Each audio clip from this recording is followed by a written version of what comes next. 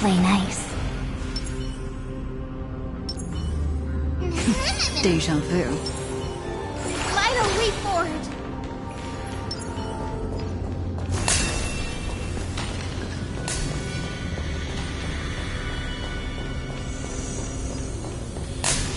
Be careful. There's something unsettling ahead.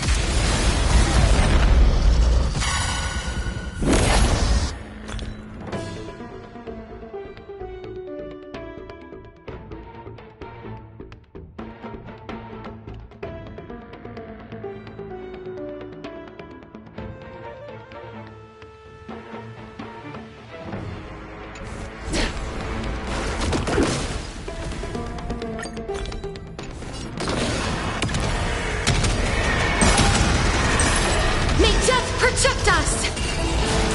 Please open up! Show me the way! Next time it rains, I'll be there, umbrella in hand. Rise and shine. I'm on it. We can do it! Your time to shine. Please cherish this time. Root here. Till we meet again.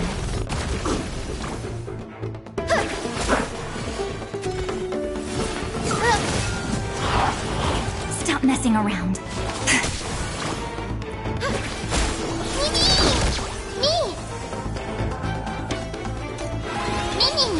Time for some sweet dreams. Treat our guests nicely. Rise and shine. They're lost. Don't worry. Just close your eyes. Night falls. Good night. May this faint light dispel the gloom, restore the skies.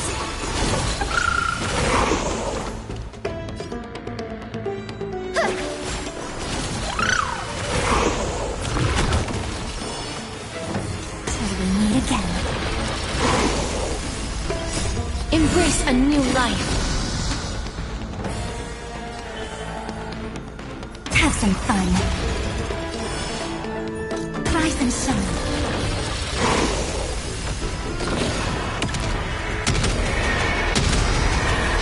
May death protect us!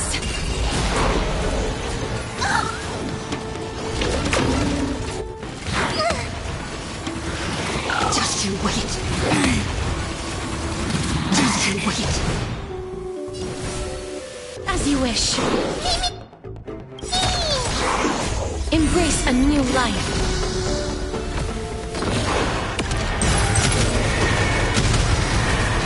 May death protect us!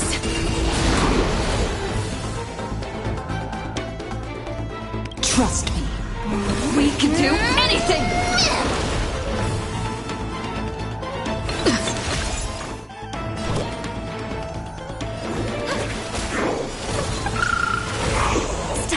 around. Your time to shine. Till we meet again.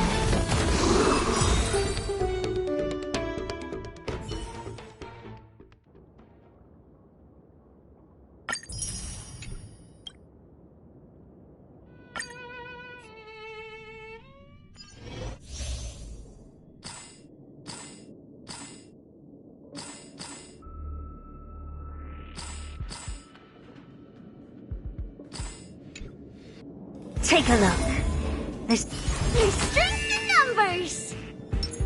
upgrade configured. Let's wait and see.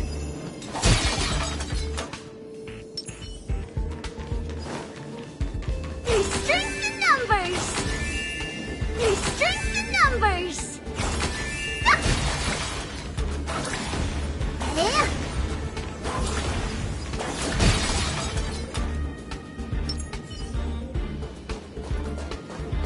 Take a look. This is pure genius in action.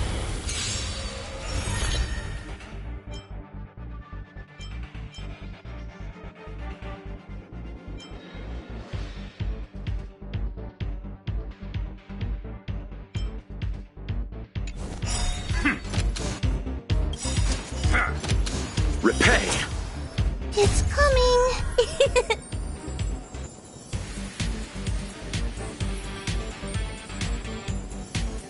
Fighting the west wind! Away we go! You look tough. Expand your thinking. Time to twirl! Curiosity is a dangerous, endless riddle. Nothing but a void. Time to twirl! I don't have time for games. Open sesame. Watch it crumble. You chose the wrong enemy.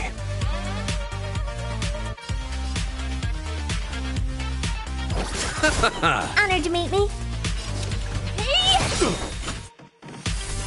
Do you know who I am? This big diamond! It's all yours! Time to twirl! Watch closely! Curiosity. Endless riddles. Nothing but a void. Time to twirl! Delivering warmth! Expand your thinking. Glimpse the unknown. Time to twirl! Let's settle this.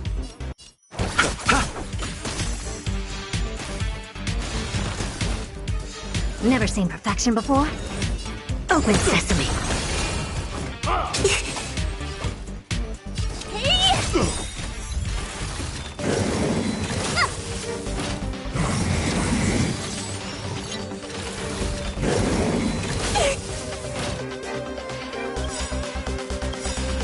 It's come! Fighting the west wind! Away we go! Do you know who I am? This big diamond! It's all yours!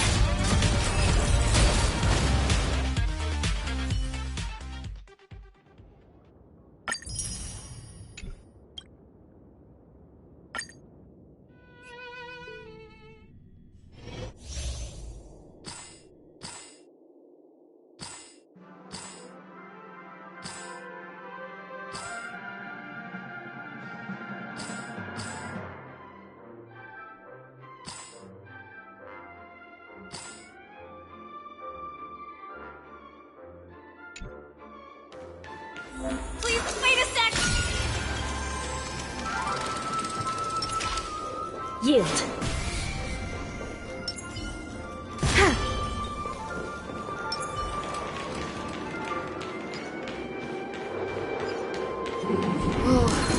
Looks like a troublesome guest.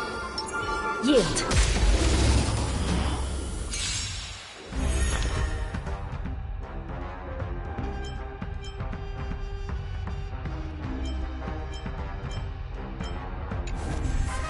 Smell of sin.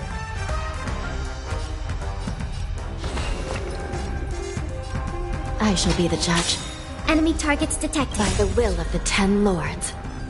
The 10 Lords' decree, hereby ordained.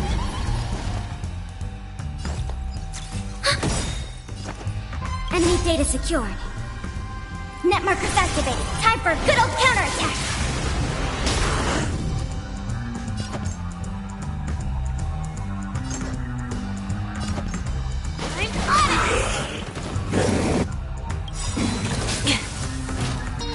How much time to... Sorry. Give it up. Let's start today's duties. Coming up now! Commencing support. Still in denial. Ready for another? Hope I don't mess up. I've got it! Please be polite. This is serious. Recount.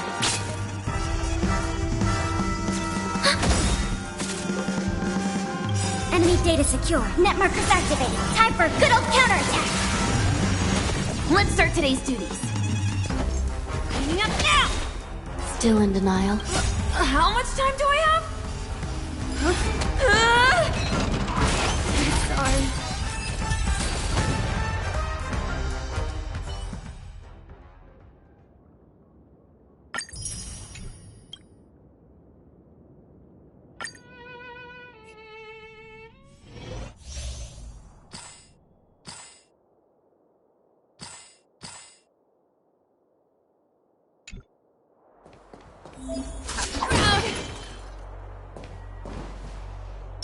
Found your weakness.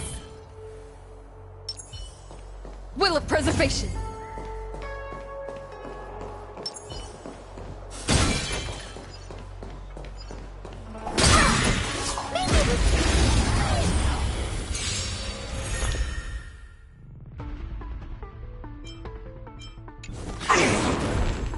Everyone's a customer.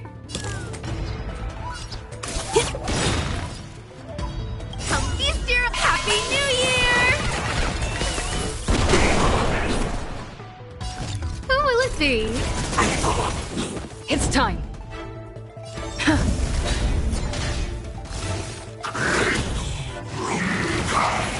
Who invited you? Turn out your pockets. Everything is ordained. Oh, stars, give these trailblazers your blessing. Lance at the ready. No manners, huh?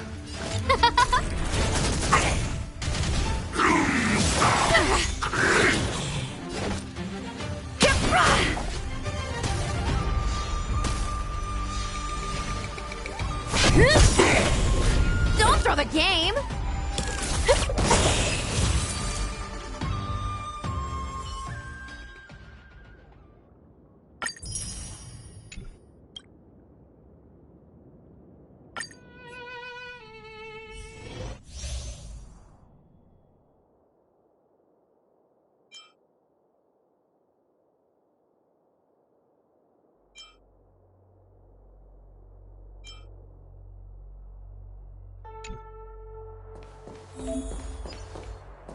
Spirit be gone!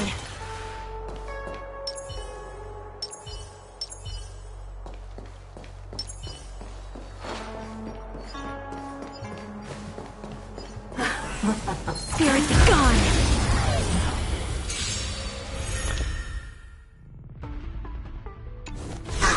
The smell of sin. I shall be the judge. Vine and Reaper! Commencing support. By the will of the Ten Lords. The Ten Lords' decree, hereby ordained.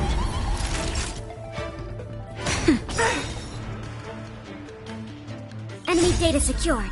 Net markers activated. Time for a good old counterattack. Knew you missed it, the Marstruck!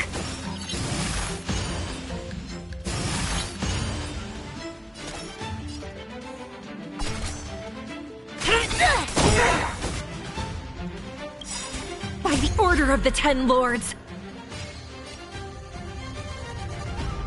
Execute the Marstruck! Still in denial? Recount. Enemy targets No amnesty for the Marstruck!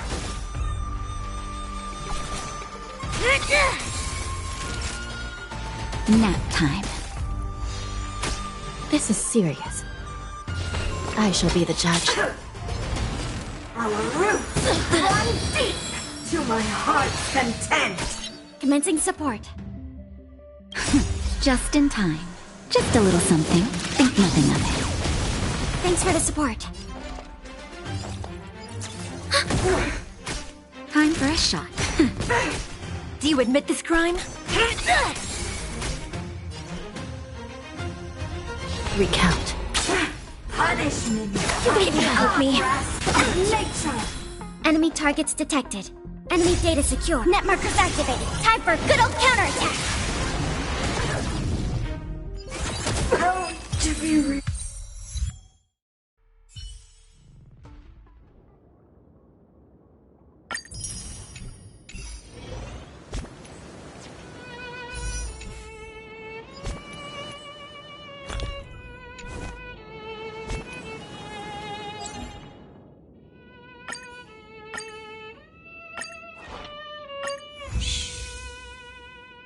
Listen with me to the memories.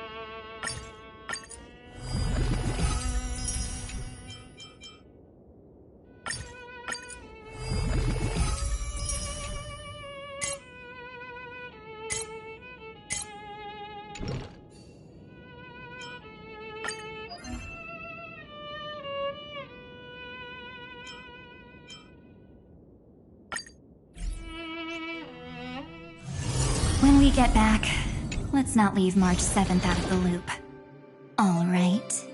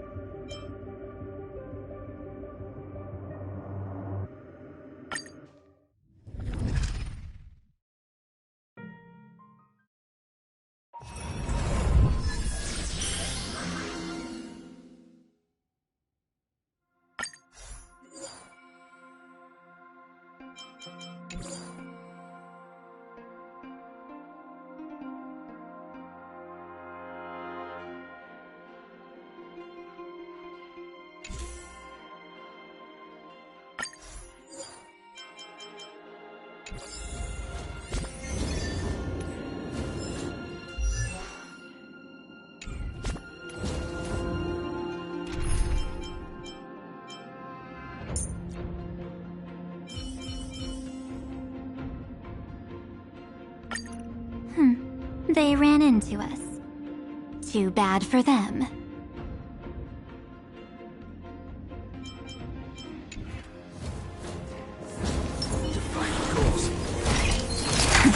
Play nice.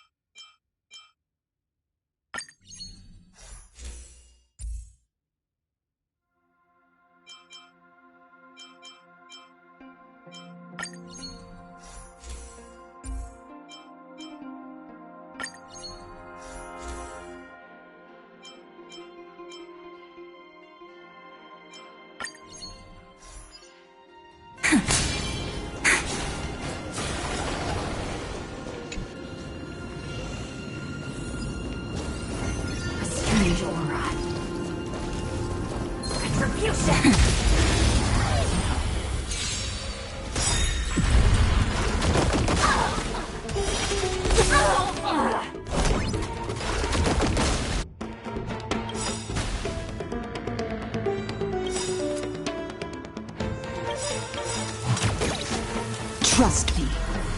We can do anything!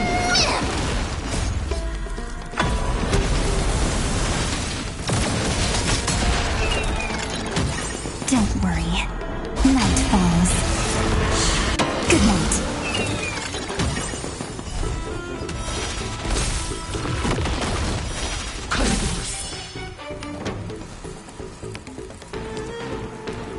Till we meet again.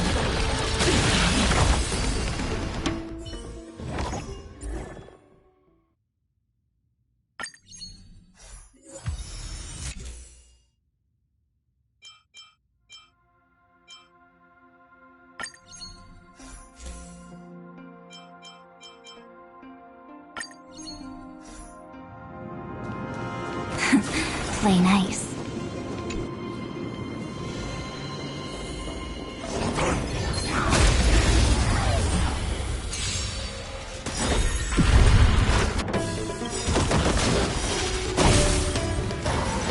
Shh, In the abyss's revels, your cries rise!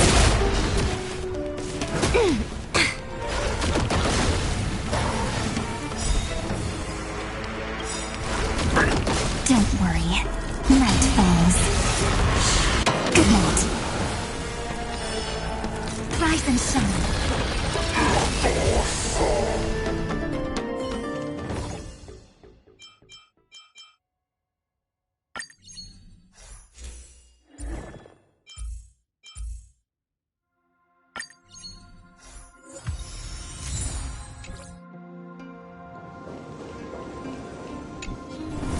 Talk about ruining the mood.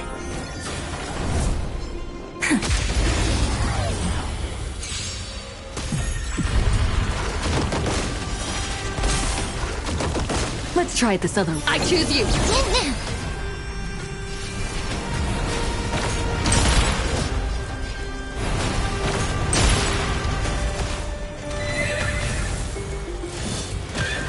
Don't let waves open your... Be intoxicated! Mimi!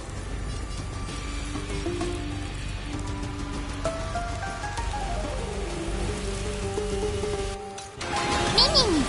Stop messing around. Your time to shine. Till we meet again. I'm on it. Mimi, Mimi! Don't worry. Night falls. Good night. Time for some sweet dreams. Have some fun. Rise and shine.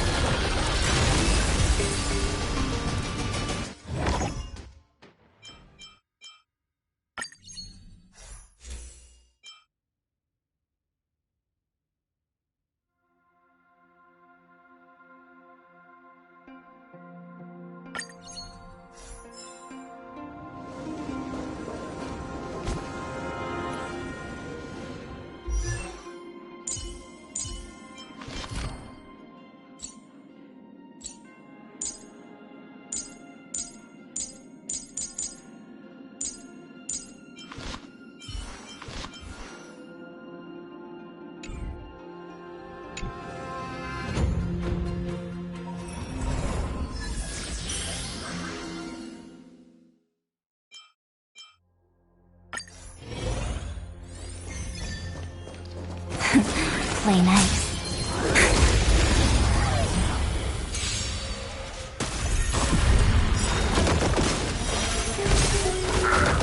Not a bad idea. Trust me. We can do anything!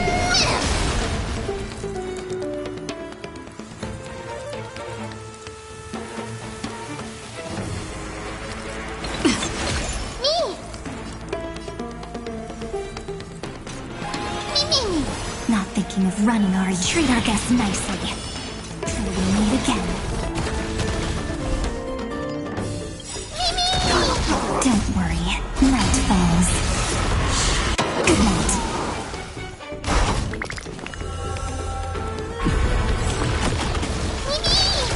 Stop messing around. Again. Again. Rise and shine. I'm on it.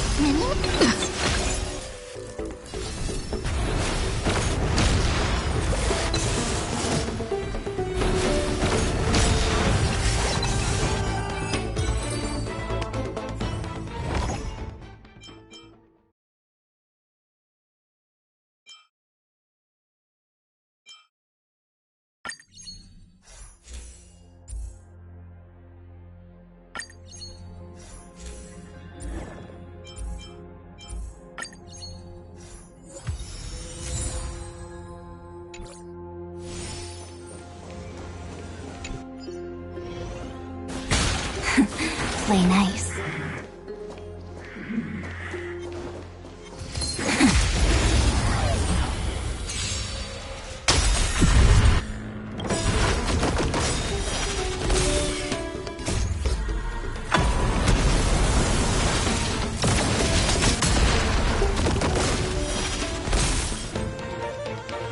We can do it!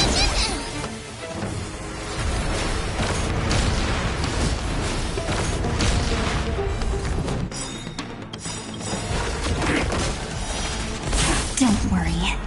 Night falls. Good night. Trust me. We can do anything!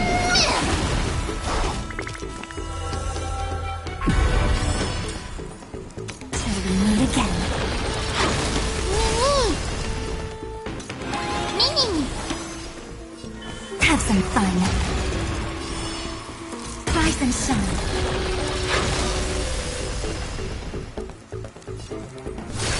This is being in sync?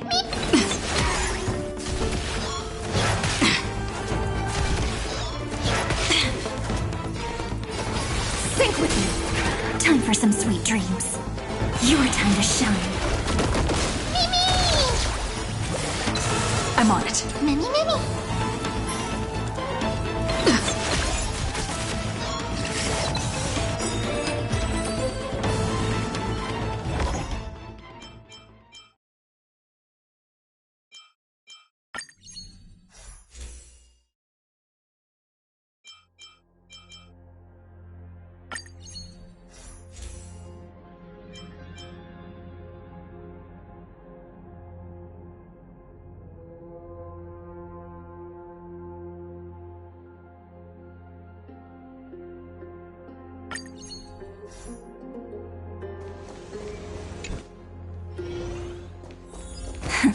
Play nice.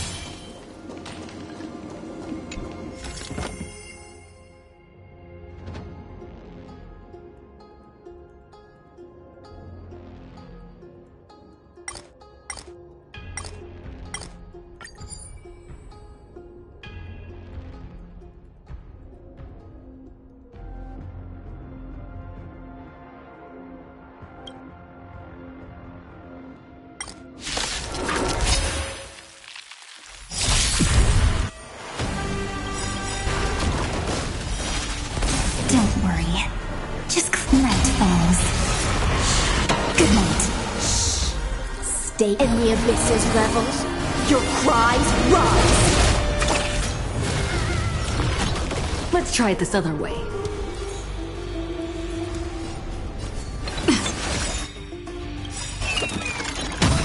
Trust me. We can do anything! Me!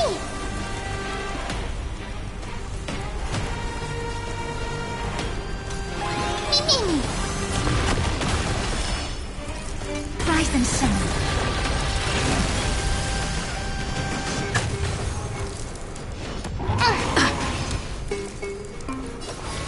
Sync with me.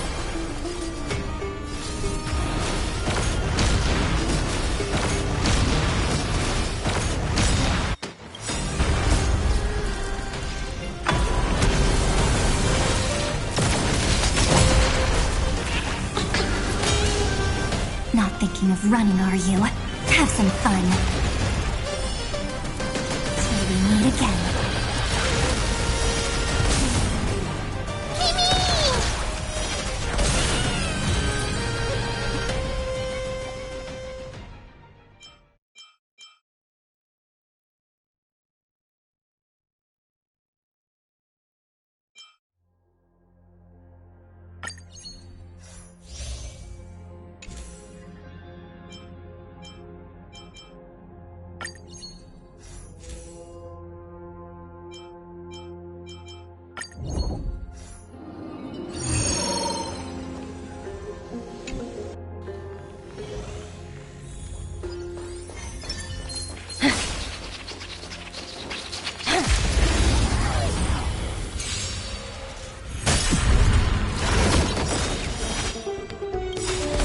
Don't worry, night falls. Good night.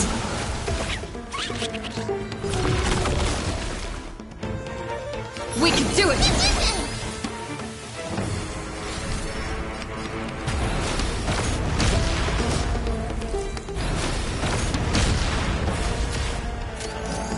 Don't let waves open your throat.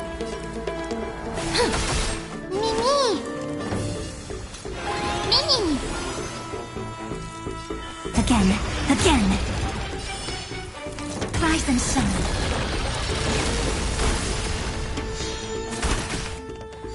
This is being in sync? Mimi! Have some fun. Till we meet again.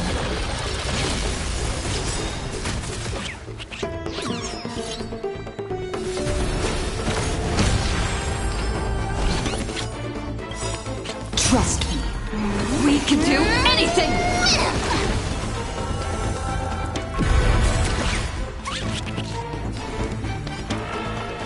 Your time to shine.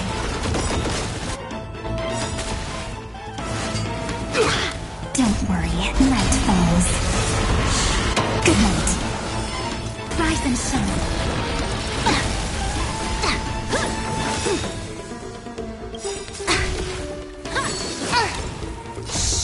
In the abyss's revels, your cries rise! I'm on it. Mimi, Mimi. Thrashing and snapping, not worth fear. Sync with me!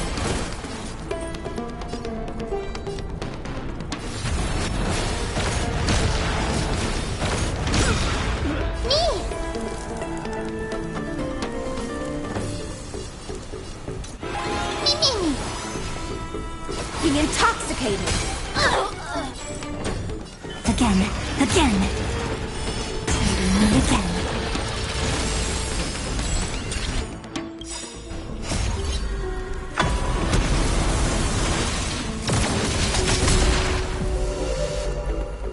Not thinking of running, Ari. Treat our guests nicely.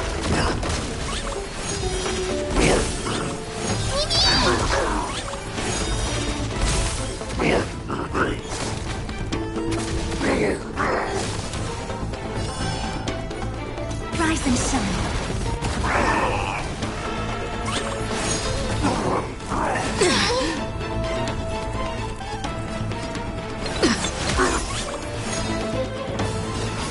Sync with me!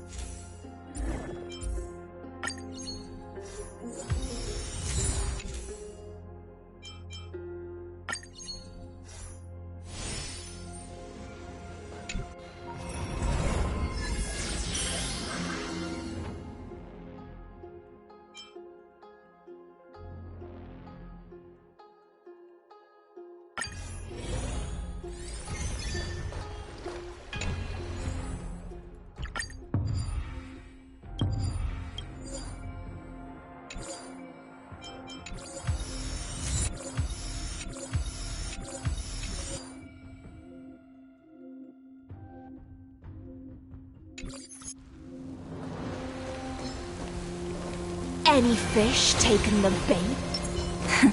Play nice.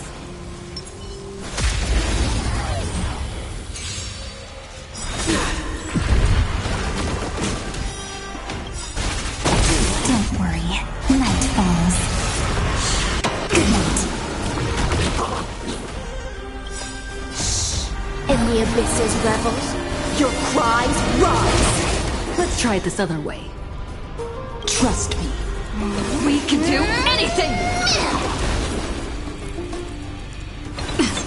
Mimi.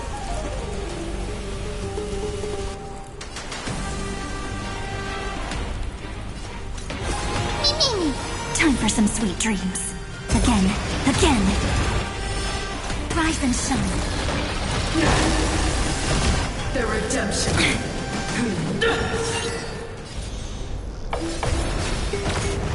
For your sins.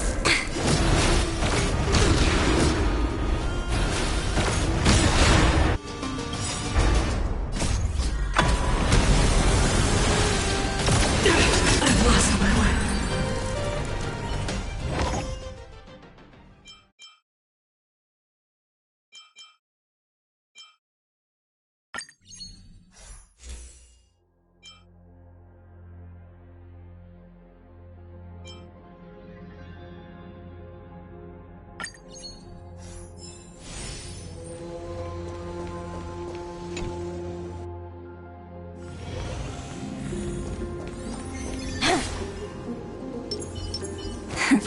Play nice.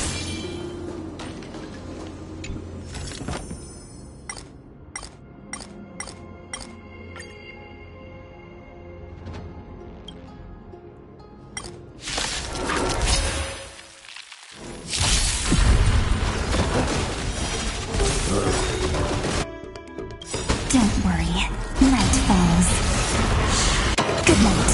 Not a bad idea. We can do it!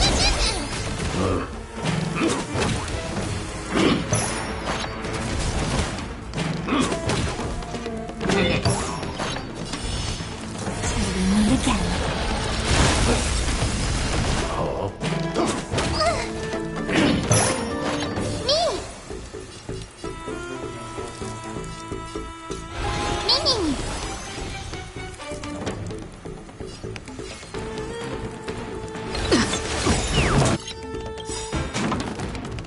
Trust me. We can do anything!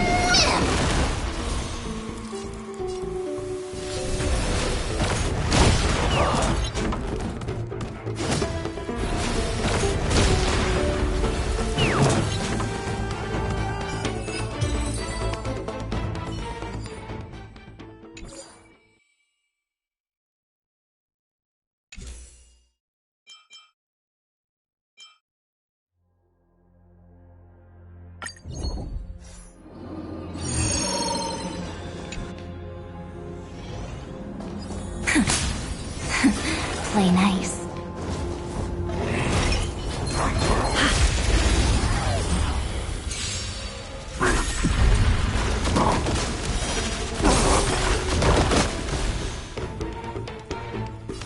I choose you!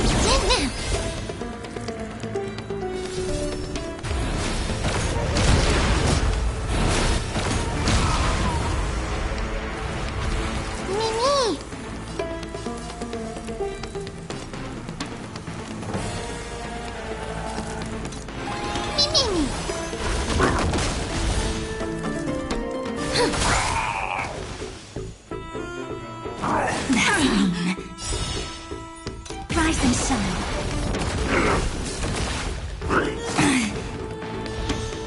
Treat our guests nicely.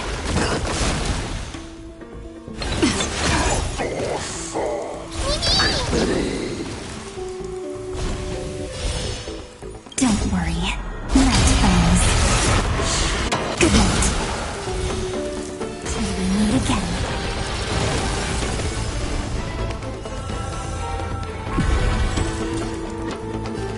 Have some fun. Rise and shine.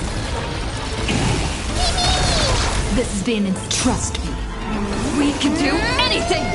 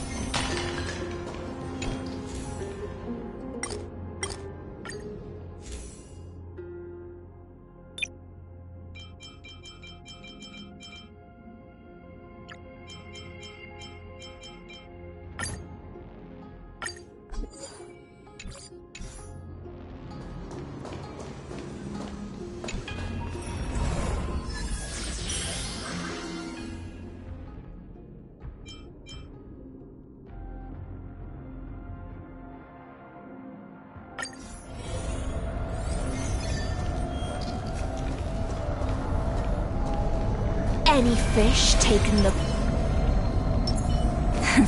Play nice. Deja vu.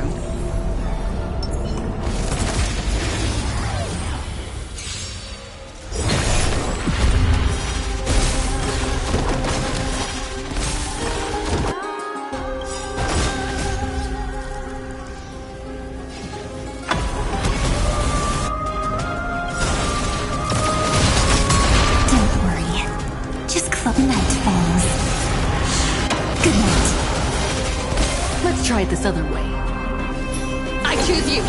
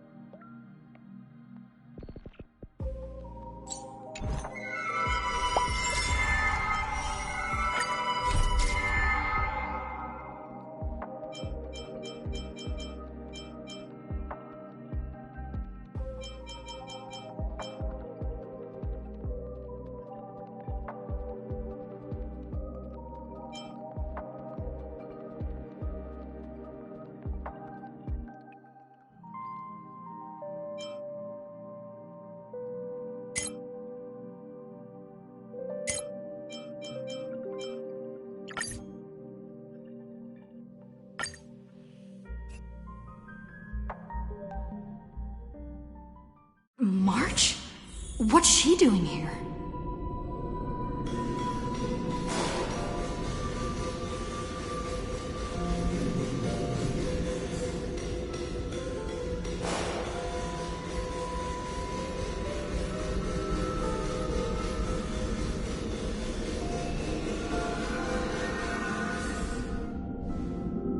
Oh, you're finally here!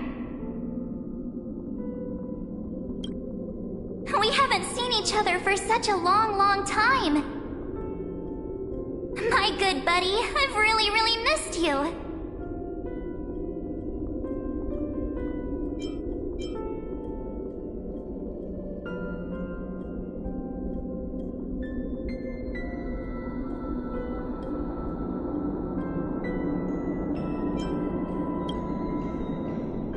Huh? When was I dead? It's been so boring waiting for you in this place. There's no one to chat with, no internet, and not even anything to eat or drink. It's basically a prison. Now the great hero is finally here to save me. Yippee! You must have seen a lot in Amphorius during this time, right? You gotta tell me all about it.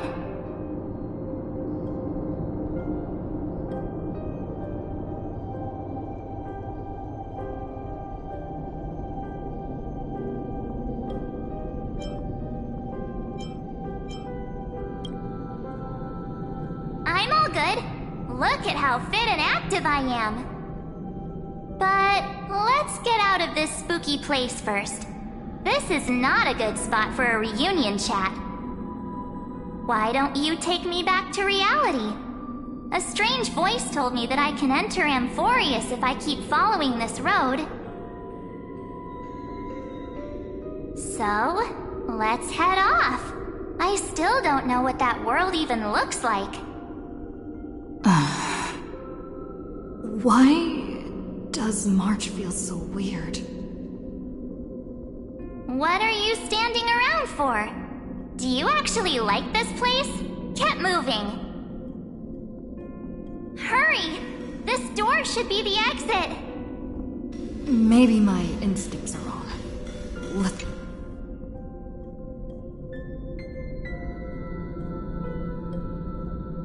Maybe my instincts are wrong.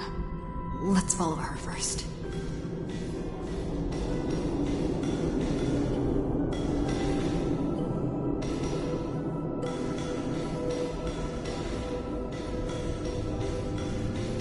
Are you okay? You haven't said anything for a while. Has it been so long that you're still missing me? There's no time to waste, though. The Chrysosayers and the Geniuses are all waiting for you. No. The discrepancy is getting worse.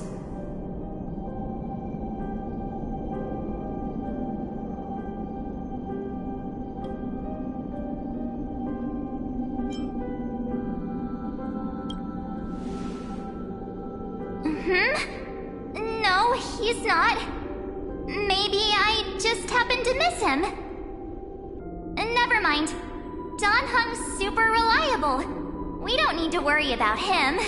He's probably waiting for us somewhere. All hail and hearty. No. The Geniuses would have made sure that Don Hung made it back on the Express. Besides, the March I know wouldn't be so dismissive about her companions.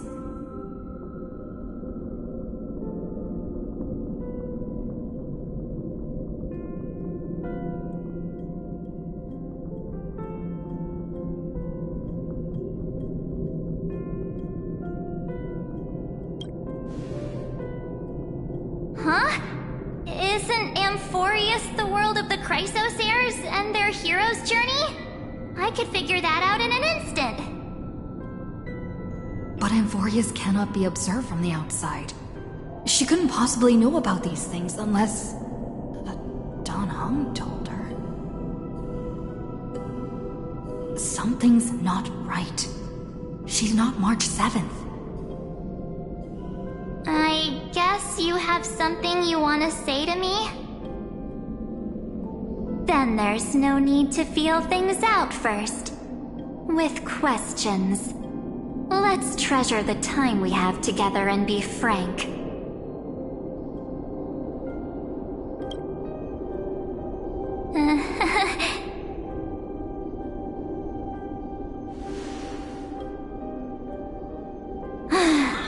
As expected. A glimpse of memory is not enough to deceive the bonds of friendship forged between the Nameless. In that case, there's no need for further deceit. You're right. We're not the March 7th you are acquainted with. But we can send you back to Amphorius, as long as you are willing to help us.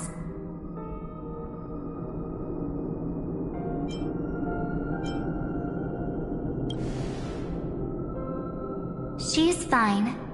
This form was simply borrowed from your memories. We'll introduce ourselves to gain your trust. We are the Garden of Recollection. You should be very familiar with that name by now. Just as a reminder, while you hesitate, time is quickly ticking away in Amphorius. Working with us is the best way to stop the enemy of erudition. Erudition would treat any results unrelated to the experiment as garbage and throw them out. But we don't work like that. The Remembrance treats all these instances as important materials needed to weave the universe. Besides, this would be child's play for a great hero like you. It won't be hard at all. Also, if your plan fails and the big bad Iron Tomb manages to get out, then the whole cosmos will be in danger. Wouldn't it be better to have an additional failsafe? As long as you help the Garden retrieve what we want, even if Iron Tomb reformats everything in the physical plane, we can use Remembrance to reconstruct the entire world. Or, should we say, the entire universe. So help us. Find where Amphorius' memory began, and bring it out. The Master of Anastrava has already glanced at you. Don't deny it. That storybook is the best evidence. Say, you aren't seriously gonna be moved by their pretty words, are you? I am the one who commanded those little ones to lead you out of the prison. But I didn't expect to attract little gnats trying to take advantage of the situation. While Remembrance can help you return to Amphorius, there's no need for you to do it the way they want you to. Of course, there's also no need for you to make any deal, or pay any price. For you, this is probably a long time no see. My dear.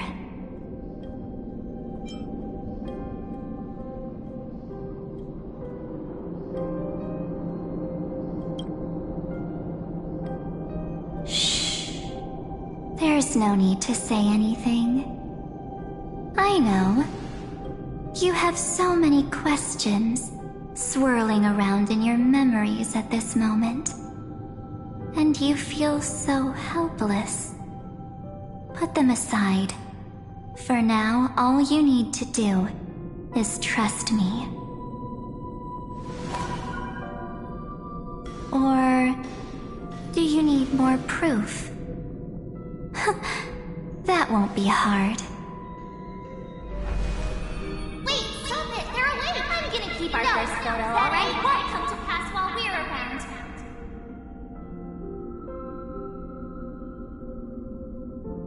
And now, The statue.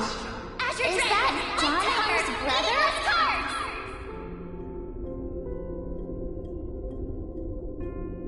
Oh, did you hear that? She just called me the Iron Universe.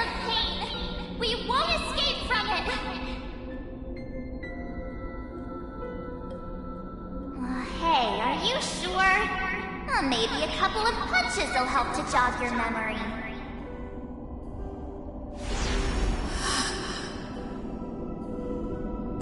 It's as if they all happened just yesterday, right?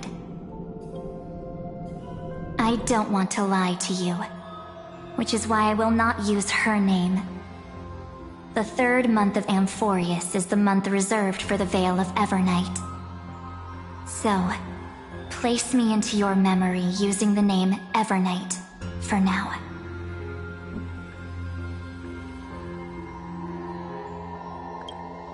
I'm happy to explain more, just not now. We might have a lot of time to ourselves, but Amphorius does not have that luxury. If we do not stop erudition and destruction, then the journey you've treasured so much will face the prelude to its obliteration. A countdown not in amber eras, but in days, minutes, seconds.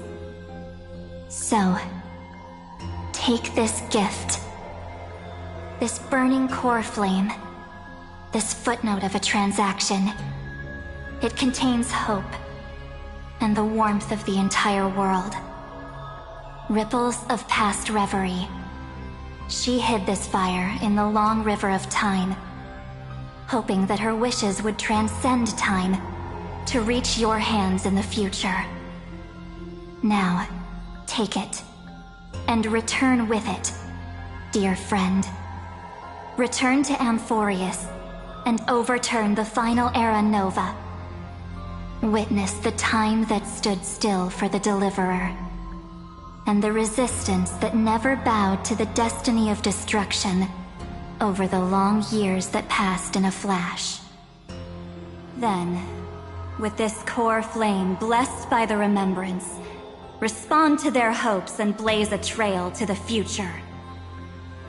And I will silently watch in a corner of time, waiting for our next encounter. I believe the wait won't be too long.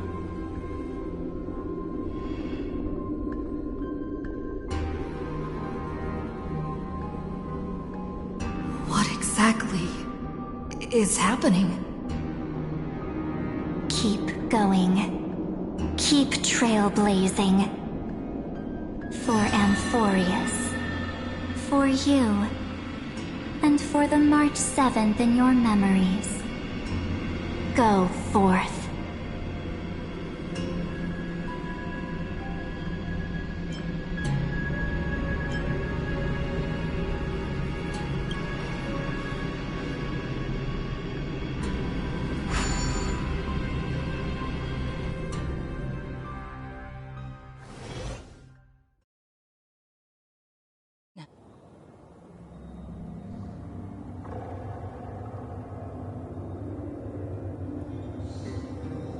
Is this Akima?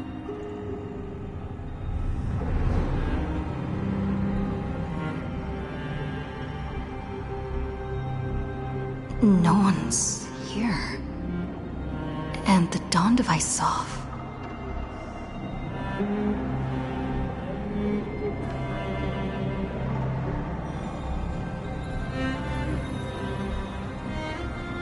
Am I too late?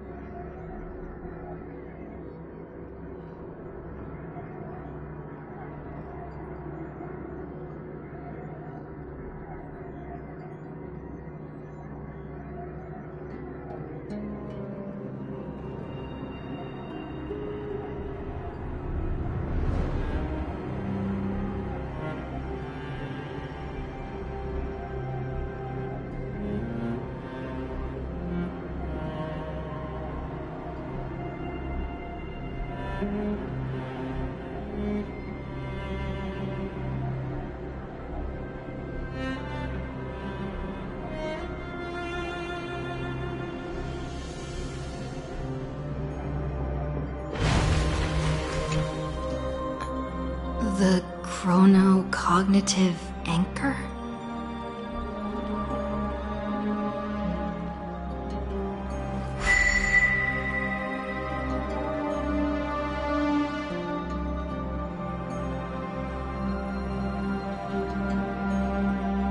There's so much I wanted to say for our reunion.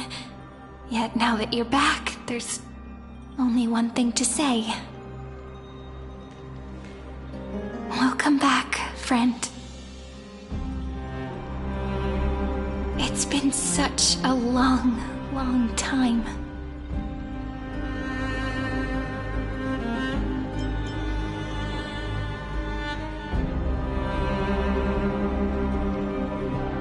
You must be really confused right now, aren't you?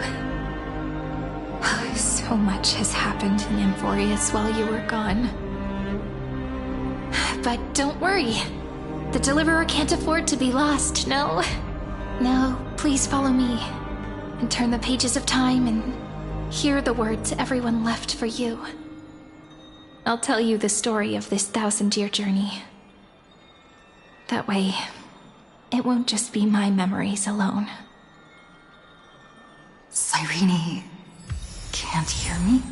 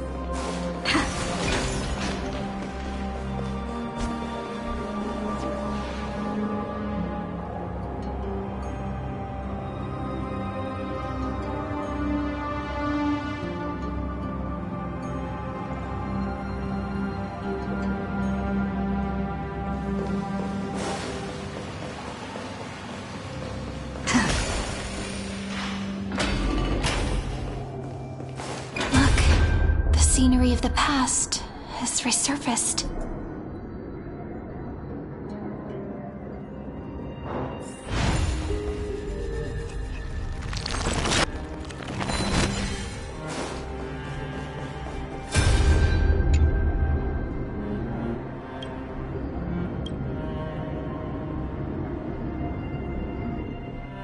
Time flies. 200 years have passed since the Deliverer's fall. We had to return 3 core flames of law, romance, and ocean to stop Lygus, but even so, Terravox has fallen. The 2 geniuses vanished without a trace, and Zeridra embraced her fate. At this rate, Era Nova will come, and Amphorius will fall into the destruction.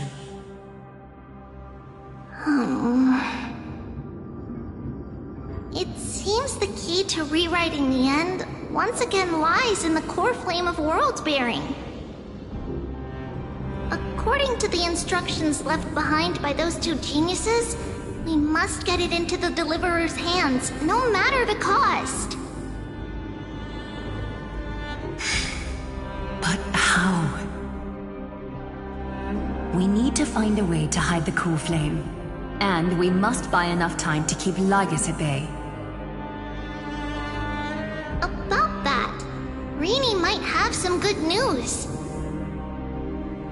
She had that dream again last night, but the Titan's voice was clearer than ever this time. She said, "Pass the flame into the future." Is that a prophecy from Orynyx? She chose to side with humanity this time and hide one of her kin's core flame? seems Amphorius' fate isn't sealed just yet.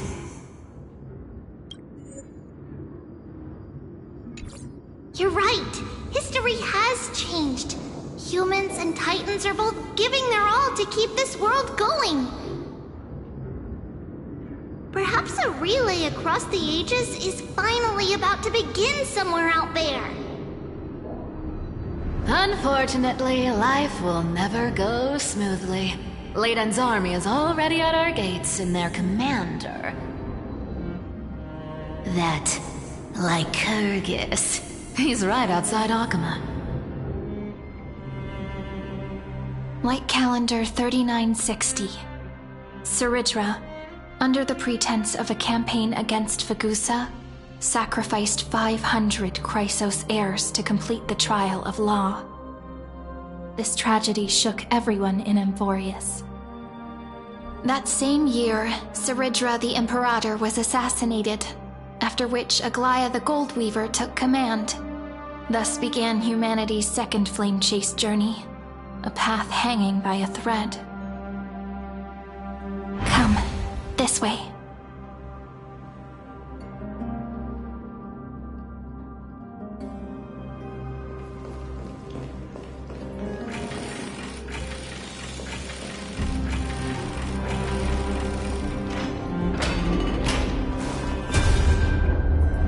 The eternal holy city?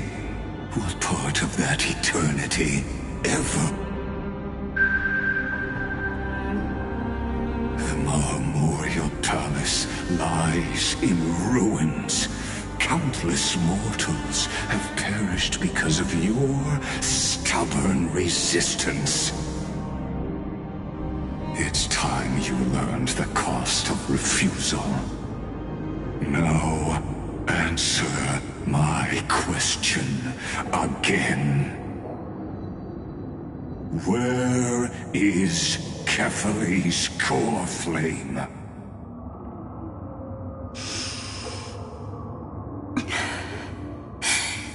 You really think you'll find it by razing the holy city to the ground?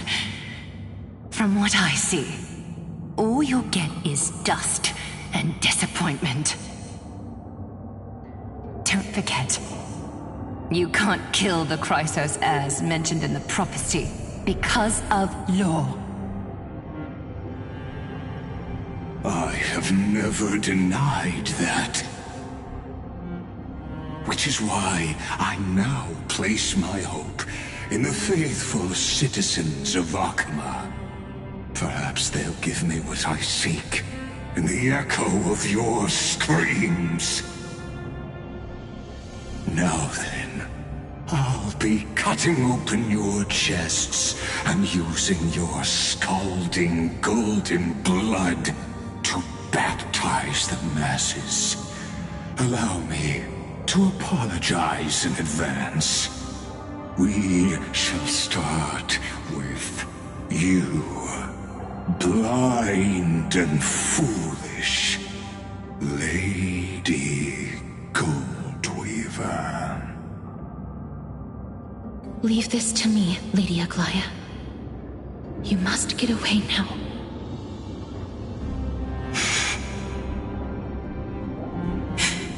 No, Holy Maiden. I'm the one who must stay. What? His conspiracy won't succeed. Because Romance is ready to make good on their promise to weave an indestructible armor for Amphorius. Its name is Solidarity. You must escape with your life and carry word of my death to those still fighting, then keep going with them.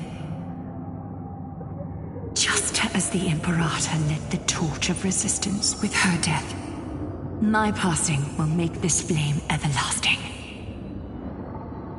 Take good care of it, guide it to the future, and place it into the hands of our deliverer. 50 years later, Lygus led his forces again to Akama. He charged directly into the holy city, and razed the Marmorial Palace. History would name this battle the Third Siege of Akama. 90,000 brave souls gave their lives for Akama that day, including their fearless leader, Aglaya. Go forth, Deliverer.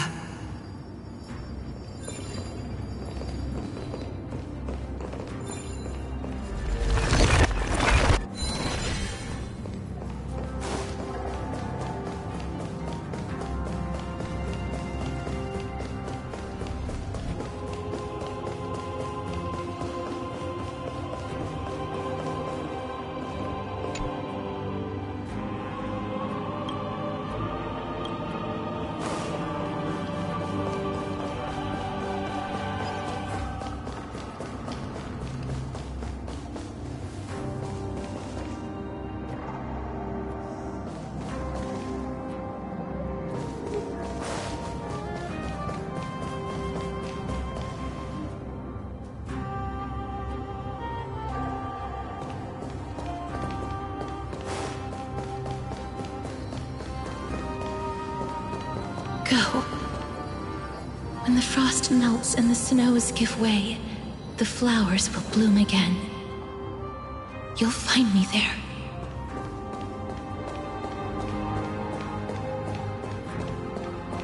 So what you're saying is, Princess Homebuddy is never coming back, is she?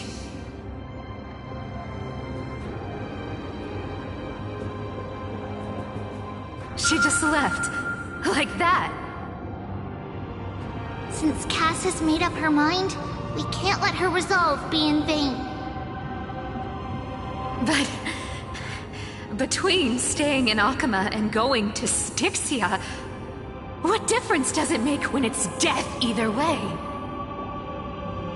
I'm against relocating.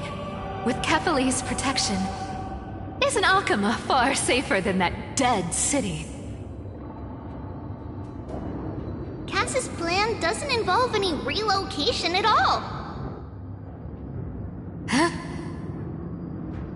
Like you said, Akama is humanity's refuge. We never intended to get everyone moving to Styxia. It's just on Cass, Hycealans, and me to prepare the final trump card for the Deliverer. Wait, what kind of trump card needs all three of you demigods to throw yourselves away? We must lay down the path to the future so when the Deliverer returns, they'll have a clear road to reach the location of Era Nova. Styxia sits where death meets the ocean. There, with the combined powers of ocean and passage, we can summon a current that leads to the vortex of Genesis. And the demigod of death will forever guard that secret path until she returns.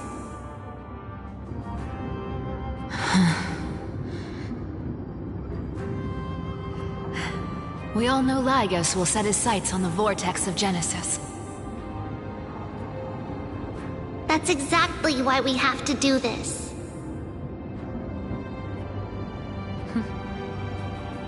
Guess I underestimated Idonia's Maiden of War.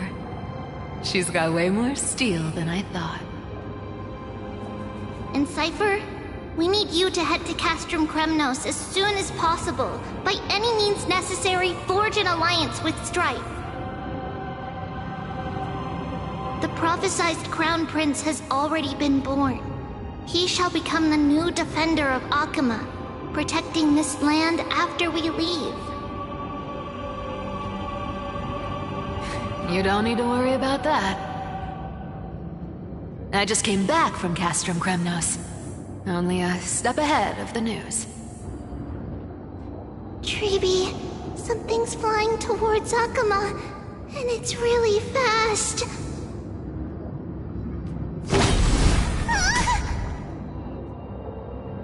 What is it? It's a spear! It's the Kremnoans. Their king's already here. With the protection of the demigods Trebios and Cyphera, Akama endured wave after wave of warfare, though just barely. Castorus chose Styxia as the last resort, and completed the trial of death, causing the stagnant waters in the River of Souls to recede. Soon after, Trebios departed on a long journey. That same year, the Kremnoan king Euripon, along with his son, Prince Midamos, joined the Alliance to safeguard the Holy City in the Battle of Deliverance.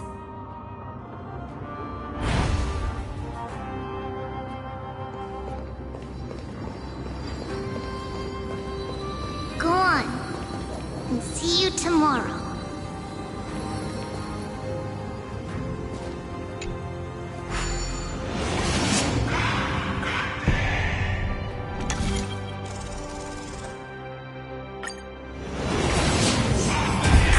Apart buys this world even one more second. And so be it.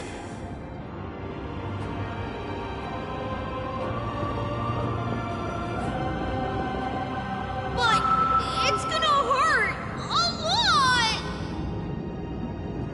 Pain brings endless torment.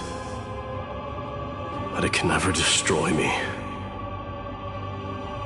I believe that you were thinking the same thing when you stepped through the gate of infinity and jumped off that cliff.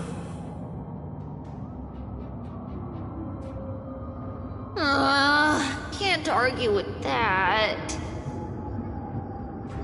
In the current situation, this is the only path Akama has left. Just do as I say. Split my soul into 5 pieces. Forge me an immortal vessel. Let the blade of strife hang forever overhead. Locked in battle with their enemies to the world's bitter end.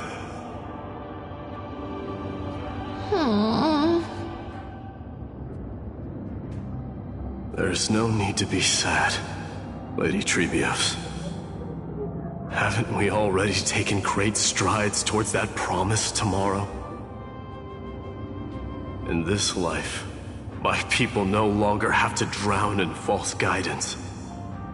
Kremnos has washed the blood off its fate. Amphorius no longer needs a god named Strife. So let me shatter the former laws and turn the Lance of Fury back into a weapon that protects the world. We understand. By the way, can you do me another favor? The 7 sages from Grove of Epiphany are already en route. They'll arrive in waves to join the Resistance in a couple of days. Among them is a scholar named Anaxagoras. He has extraordinary insight and fears no sacrifice. This soul-rending ceremony wasn't just my decision. It was his counsel. His wisdom will surely be the backbone of Amphoria's survival. Watch over him. Carry on this everlasting flame for me. Through Anaxagoras' ritual, the demigod of strife split his soul into 5. Courage, honor, tenacity, sacrifice, and reason. Each sealed in blood crystal and cast into battle. The people held a 10-day funeral to mourn their fallen god king. And through his sacrifice, humanity was granted 200 years of peace.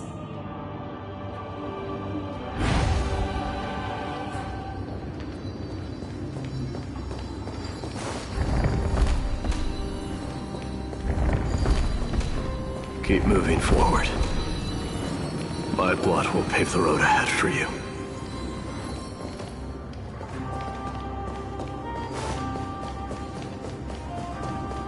Keep moving forward, little Gray. See you tomorrow.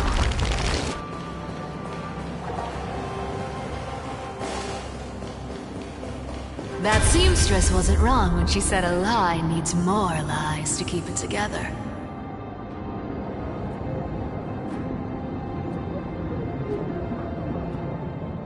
Reason and trickery. Never thought we'd be the pair to finish this final setup. Can't catch that Tin Man without your little slides. Besides, this is our last shot. Not the time to be picky, right? Don't oversimplify it. Lygus just found out Akima's been an empty shell for the past 50 years. He's bound to be furious. At this rate, he could have done anything. That's exactly what we want. Rage blinds even the brightest minds. Doesn't matter how much of a genius he is, the principle still holds. Once he storms into the council and confronts me head-on. You trigger your alchemy with a boom and turn him into a caged beast. Easier said than done. You still have to pass yourself off as the deliverer without anyone catching on. And you really think a human alchemical array can bind a godlike being? That's just nonsense. What? Getting cold feet?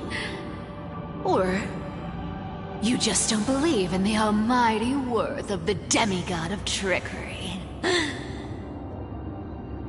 Just tell me straight. Can you do it or not?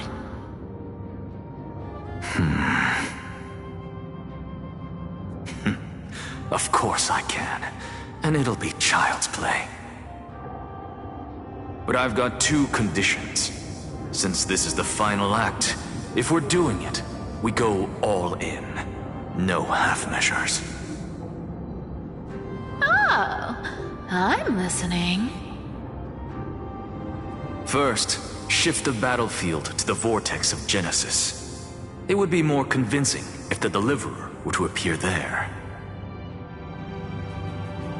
Besides, the vortex is cut off from the world. No place in Amphorius makes a better prison. If you pull that, wouldn't our deliverer have to face tank Lygus as soon as they come back? That clash is inevitable. All we can do is create more chances for her. And that's the second condition. The vortex belongs to Fagusa in the first place, remember? And there happens to be a demigod of ocean among the few survivors in the world. Lupai Sealand's in. Let her join the final act. I'll transmute myself into a Philosopher's Stone and embed myself into the formula. And when the time comes, she needs to shatter me and scatter that stone's ashes into the ocean within the vortex.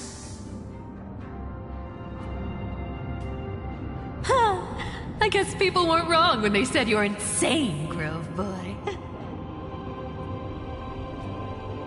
I've got no idea how to outwit a reclusive genius.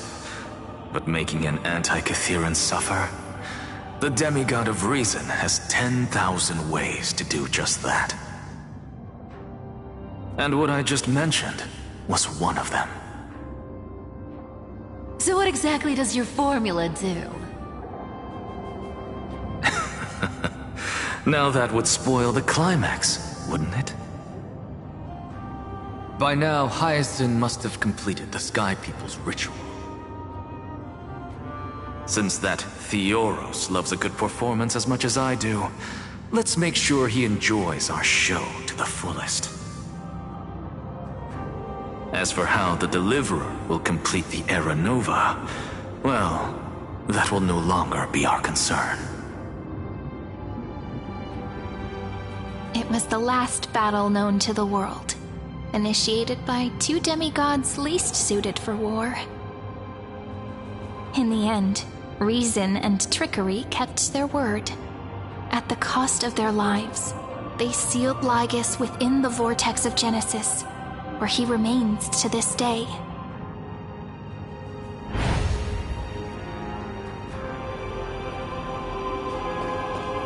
Go forth. Finish the greatness left undone.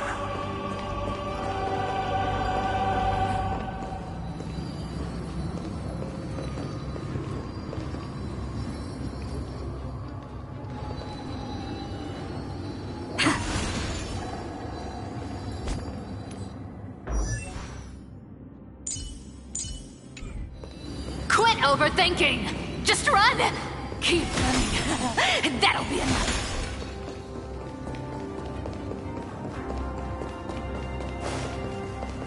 Irie? It's dead quiet here.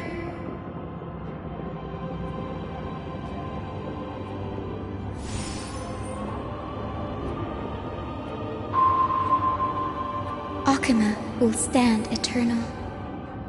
Miss Cypher's lie has crumbled after all.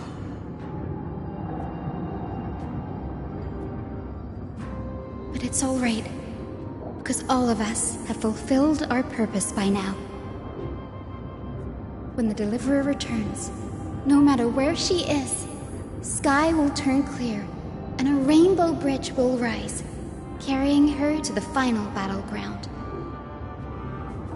Sairi, this arduous relay is finally nearing its end. Now, I'm passing the final baton of fate to you, okay?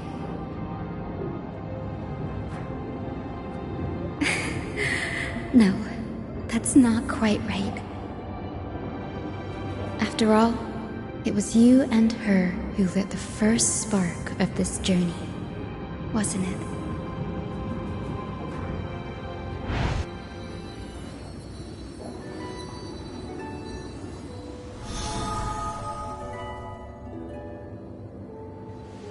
I'll tell you the story of this 1,000-year journey. That way, it won't just be my memories alone.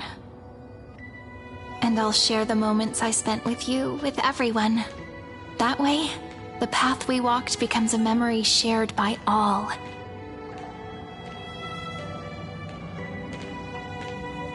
People will know that there's nothing left to chase.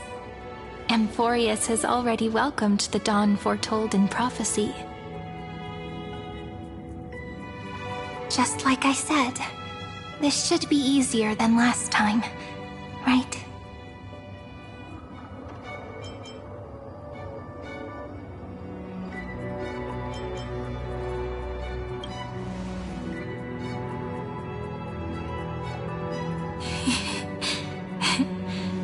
I wonder what kind of expression you're wearing right now. Probably the same as always. Calm, resolute, and brimming with confidence. If I have the chance, I'd love to see it again. Because it's really been far too long since we parted.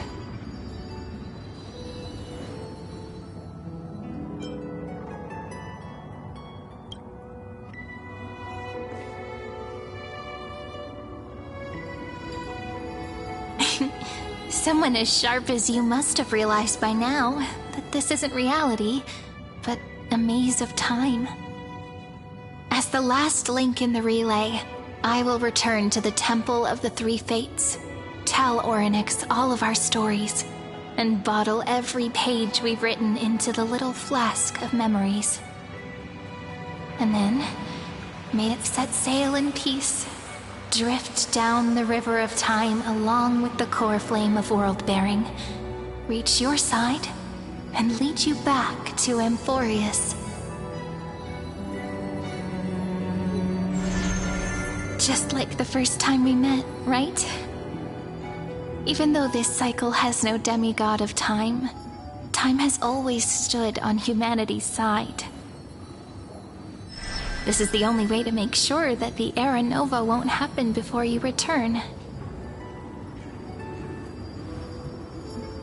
And the only way I can safely entrust the completed final flame chase journey to the Deliverer's heart. After all, the new world will be born from your memories, and the protagonist of this story mustn't be absent.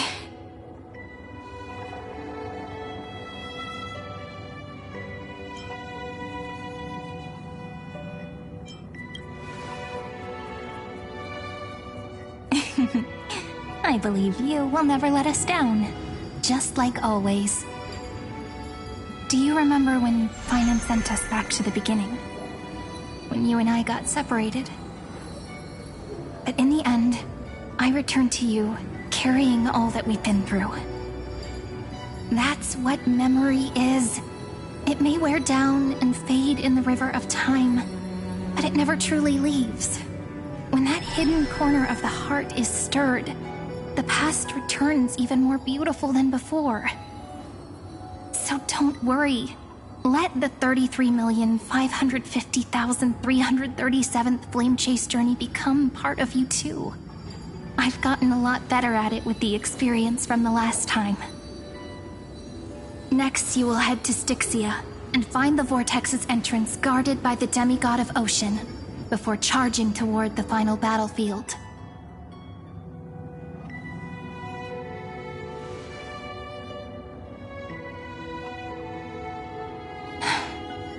Don't worry. I'll be with you. All of us will. Even Finan. We'll stand with the Deliverer.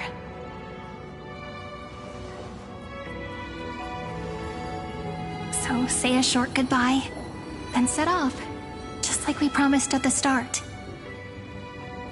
Toss away all unnecessary worries and troubles, and bring our smiles and determination into tomorrow.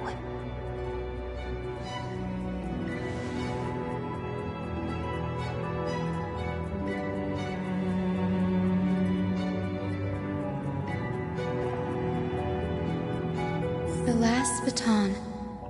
I wonder how long you'll have to wait before passing it on to her. No matter how long it takes, it's okay. Waiting is what I do best. After all, it took 33 million cycles for her to arrive in our world. What's a few moments more?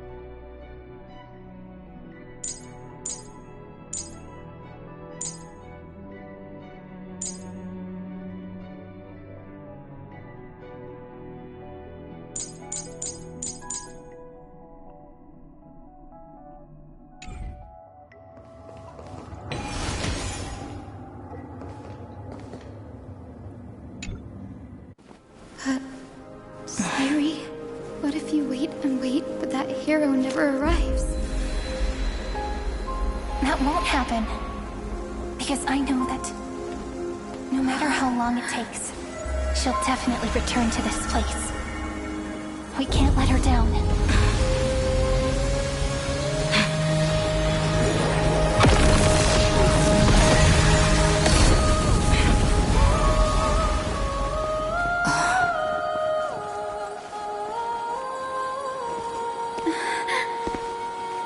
Sky shall rain rays of dawn for you. May romance be with you on your journey. And reason grant you enlightenment. Let strife bestow you with inspiration. Trickery ensure your success. Allow death to protect your soul. And at last, let passage point the way forward. Well, time will remember the Trailblazer's journey.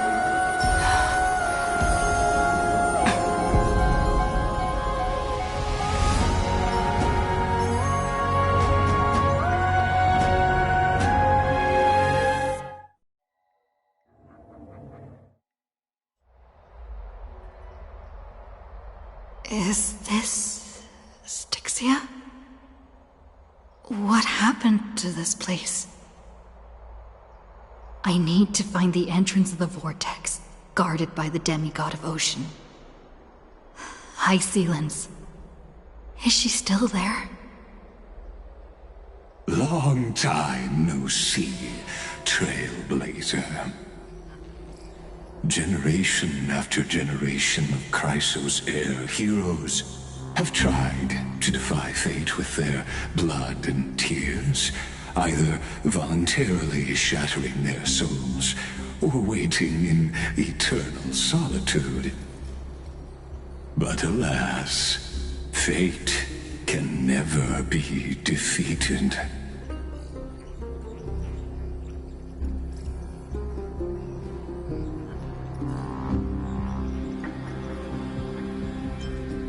Reason and trickery may bind my flesh, but my will shall never fall silent. So the demigod of ocean, the Dux Gladiorum, High Sealens, sought to bring me into a fantasia with her voice and drown a genius in slumber. But alas, it was all a hopeless dream. That warden fell before I did, due to erosion of time, while her prisoner remained unchanged.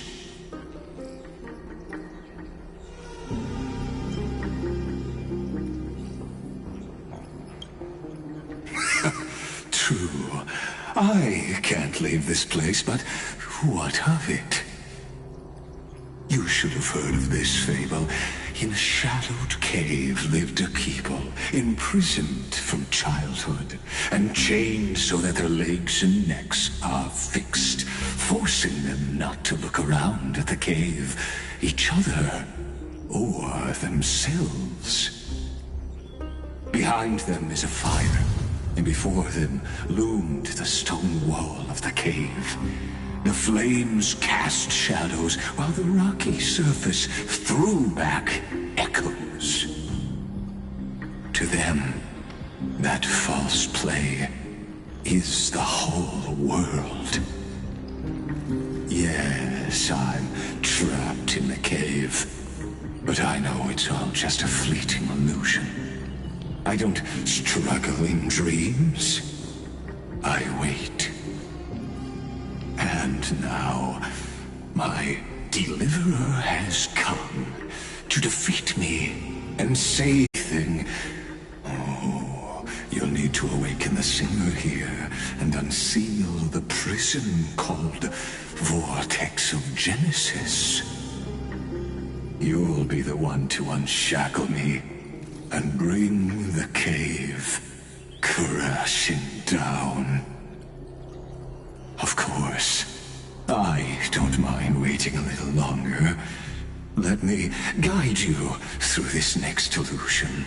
One last memory from that prison warden. I hope you'll watch the stories of this fantasia closely. Logically, the Deliverer must see the world for what it truly is.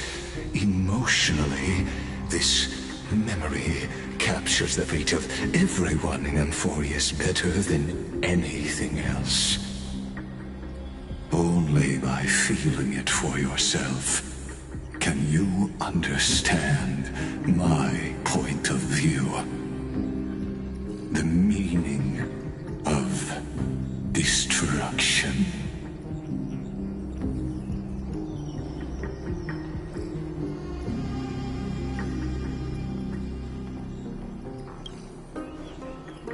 To your unshakable resolve, I salute you.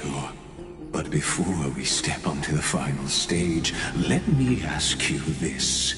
In the spirit of that fable I told you just now, can the prisoners in the cave learn to see the shadows and echoes for what they are, and stop mistaking them for reality?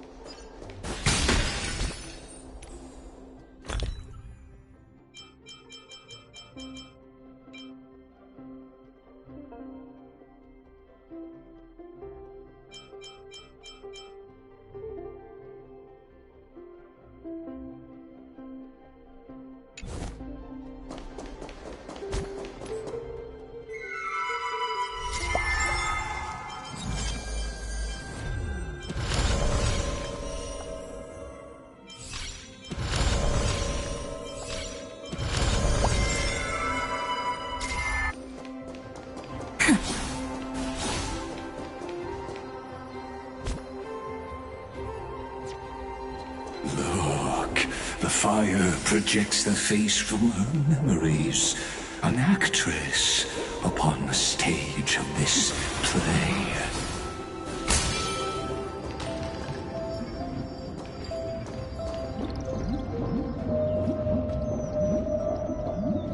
The dark tides flood the sea, and our kingdom teeters on the edge.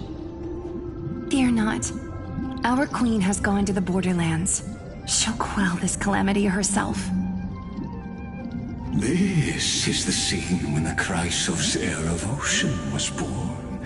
She was once of a Titankin race named Sea Sirens. At that time, Kozlana had suppressed the Black Tide's rise, but he was unable to remove Irontomb from its roots. The Black Tide still roiled in the depths of the world, and the kingdom of Sea Sirens was the first to face the destruction head-on. Listen, I heard Electra's voice. She's calling to us. Let's go. Her voice carries the queen's command.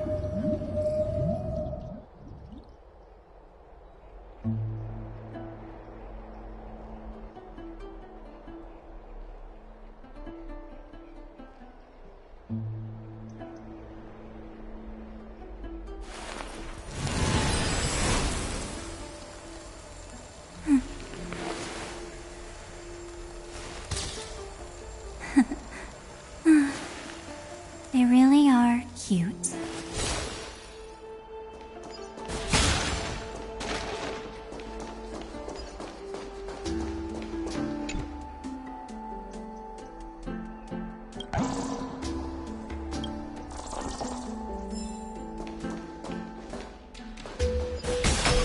To keep the Black Tide from threatening the ocean, the Queen gave her all, body and soul. Born of the queen's chalice, she bore the deepest blessings and inherited supreme divine power.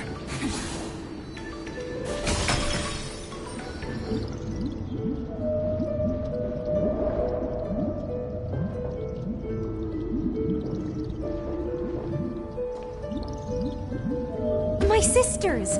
You're finally here! Of course, Electra. Your beautiful melody drew us here.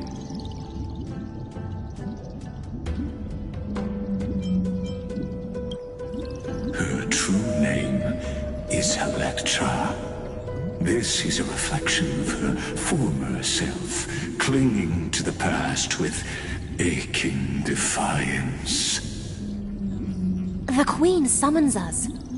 She must be near exhaustion. The Black Tide will soon enter our borders. Then what do we do? Will our seas fall to darkness and terror as well? Don't worry. We shall lift the chalice in her stead to catch the Black Tide, and stand together to safeguard our realm and its people.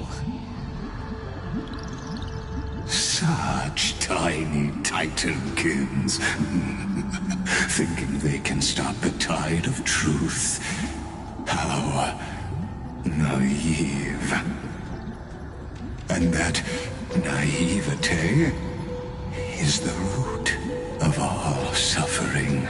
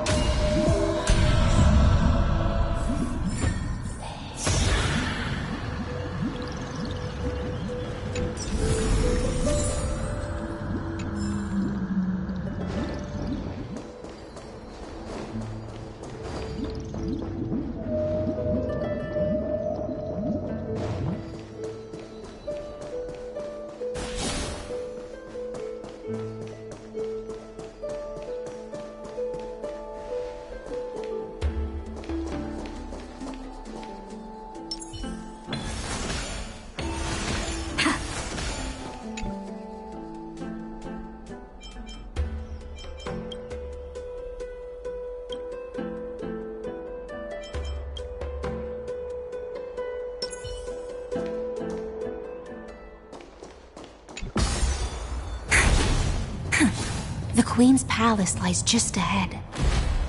Even her once graceful form is now tainted and drowned in dirty mire.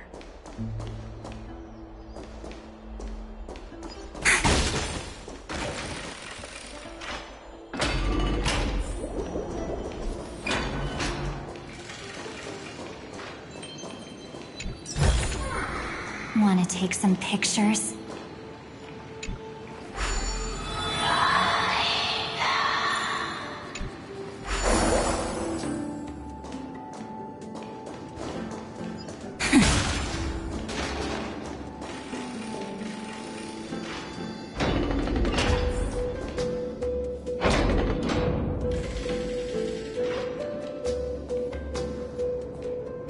Oh, Fagusa, our noble queen.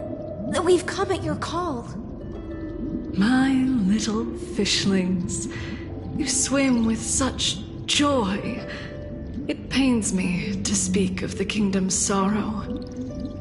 I once believed I could drink the black tide dry, but even the deepest chalice must one day overflow, and I can hold no more of this filth. Mother, worry not. We're all children of the sea. Let us bear your fate together. We'll take up your mantle and drive back the black currents. We'll mend your sacred chalice and take in the cursed filth. My little fishlings, when the spear of strife falls, you may retreat in peace. I promise you, on the surface, the city-states will hold a feast without end in your honor. This is the last gift I can give you.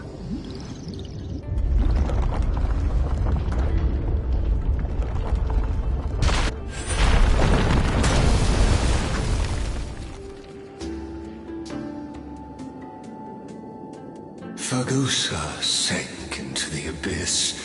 With the chalice shattered, their intoxication spilled into the black tide, birthing the first madness in Amphorius. Sea sirens followed one after another, hunting for the Titan's fragments, until their flesh decayed and their bones crumbled, all for the promised final feast.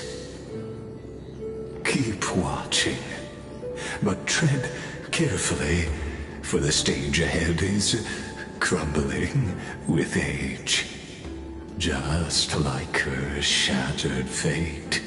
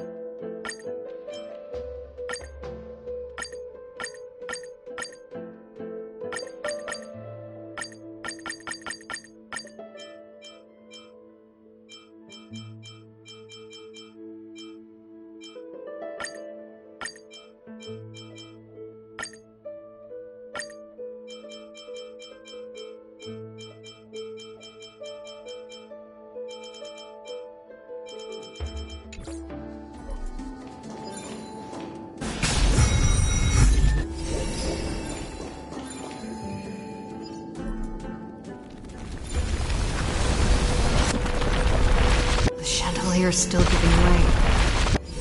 Maybe the chrono vessel nearby can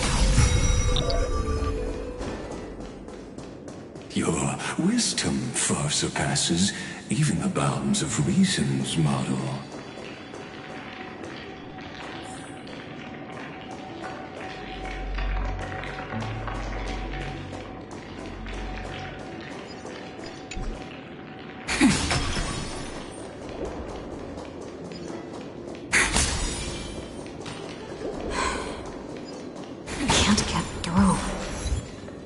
Looks like I'll need the miracle orb nearby.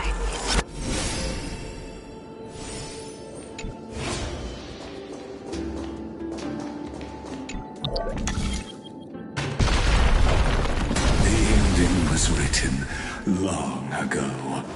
Even you cannot rewrite it. Just like this poor chandelier.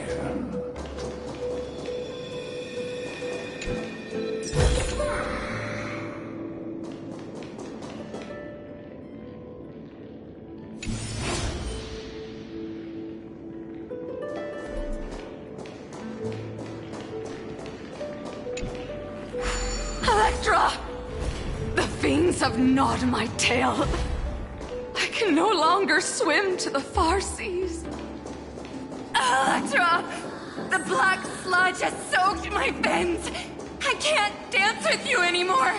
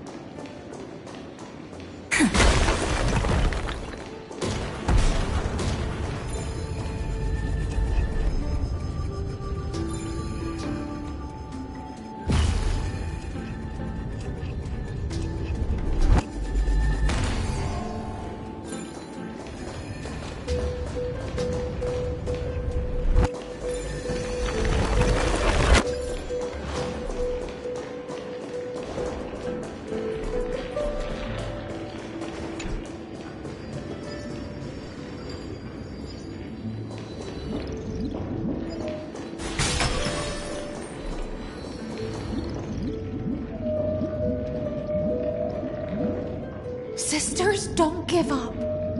Remember the Queen's promise of a feast in the city called Styxia. I haven't forgotten. It visits me in dreams every night.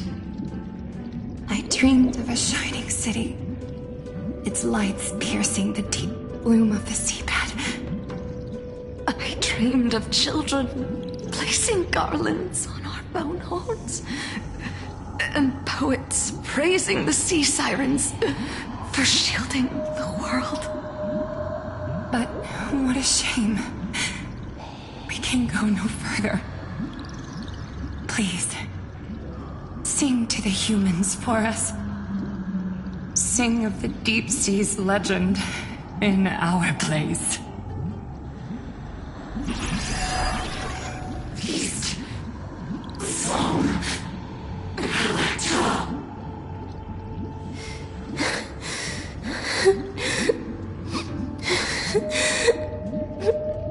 No.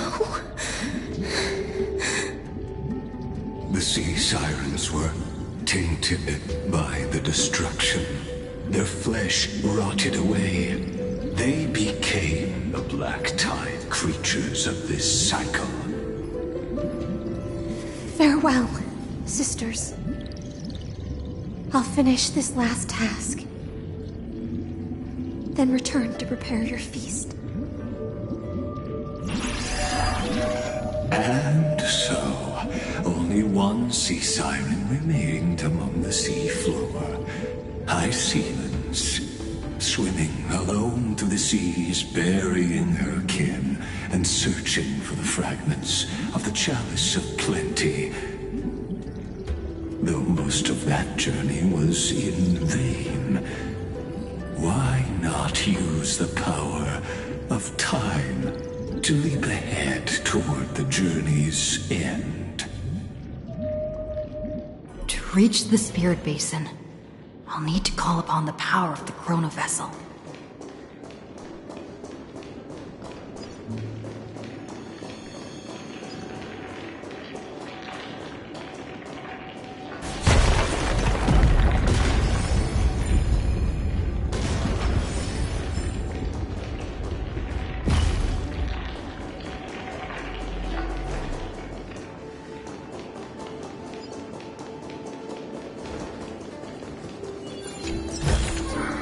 Want to take some pictures?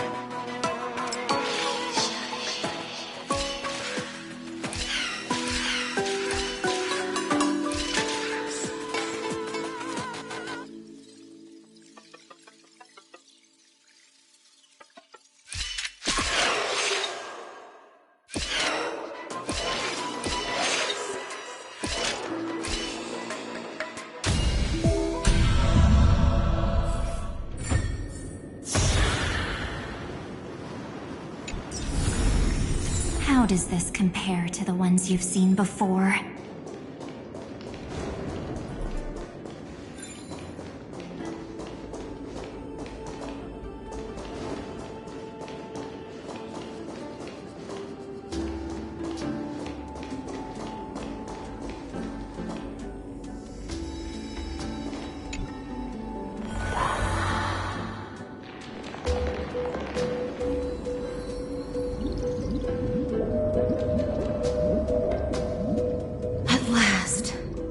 The Chalice of Plenty is whole again. The Lance of Fury emerges from the River of Souls, and the gods reclaim their duty to hold back the Black Tide. I am freed from endless toil, and now walk toward the rites at Styxia. I bore my sister's dreams upon my back, took on a graceful human form, and hoped to find a grand celebration on the shore. My fins became legs, my scales became skin, and the sea foam on my body became a shimmering gown. But when I stepped onto land, there were no festivals with honey brew, nor poets plucking harps. Only silent death, drifting gently along the River of Souls. When she fulfilled her wish, she only found Styxia to have already repeated the mistakes of previous cycles, and was swallowed by death. Hopes and promises are nothing but the foam of dreams. I am a sea siren, a vessel born to contain the tides. Now that my task is done, and the promise is broken, how am I to go on in a world drowned in shadow? Fagusa, my noble queen. She evaded my questions with drunken stupor. She told me a grand feast awaited me in the surface world. So I wandered lost, groping through the dark. The feast she spoke of, where is it? Lonely Blade, I shall grant you everything you seek.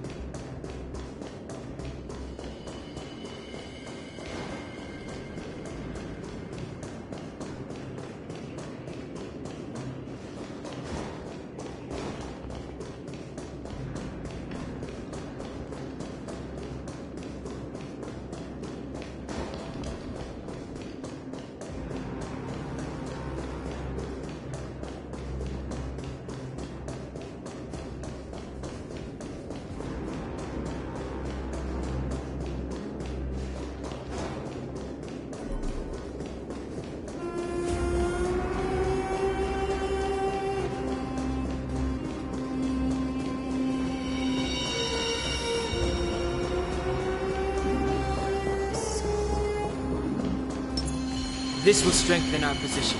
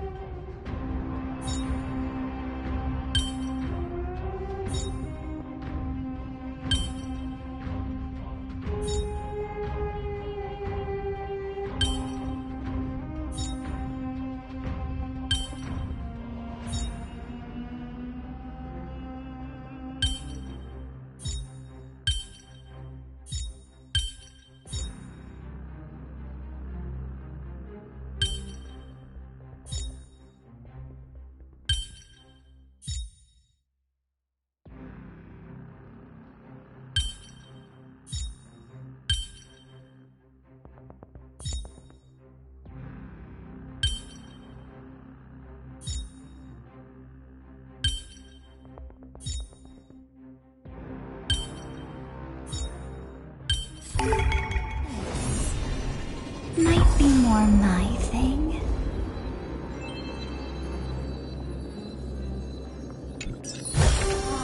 Want to take some pictures?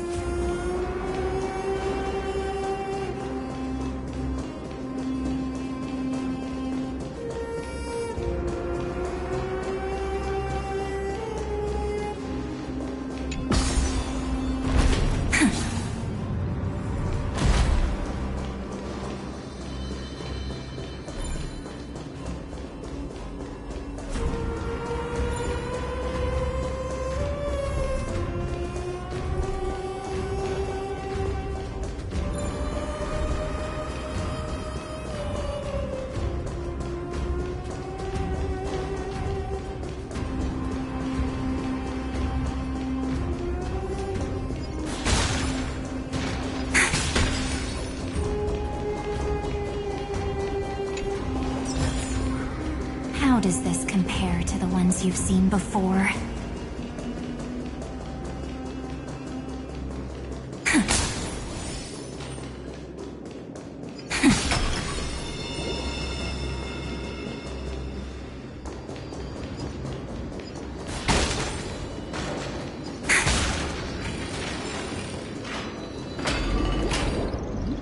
After wandering the surface for ages, the lost sea siren met her future conspirator.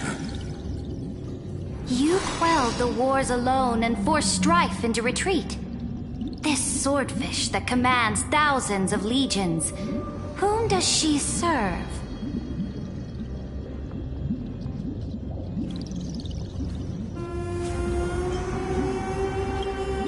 Yes, Ceridra, long before she became the Imperator, was already burning with ambition.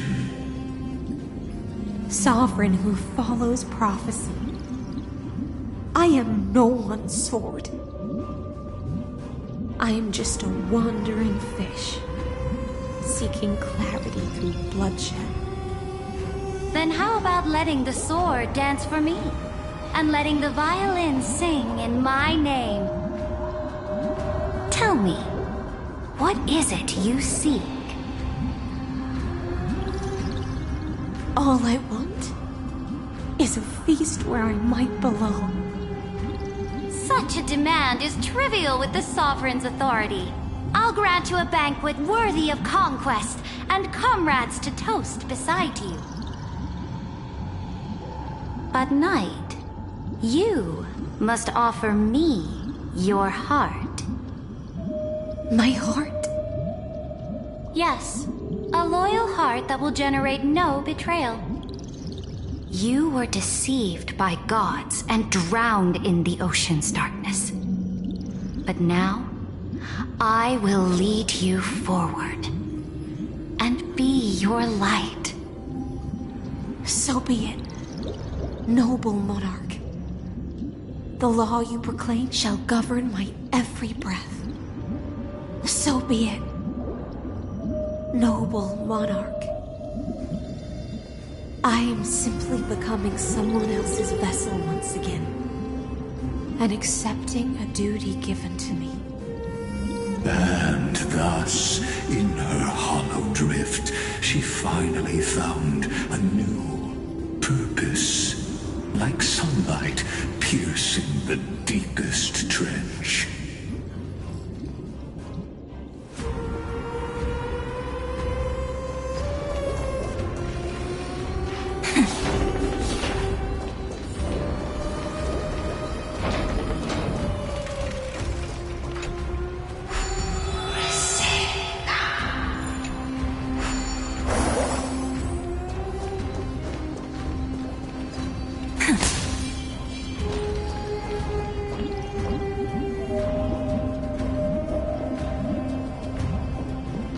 Noble monarch, I've cleansed the foulness from the raid.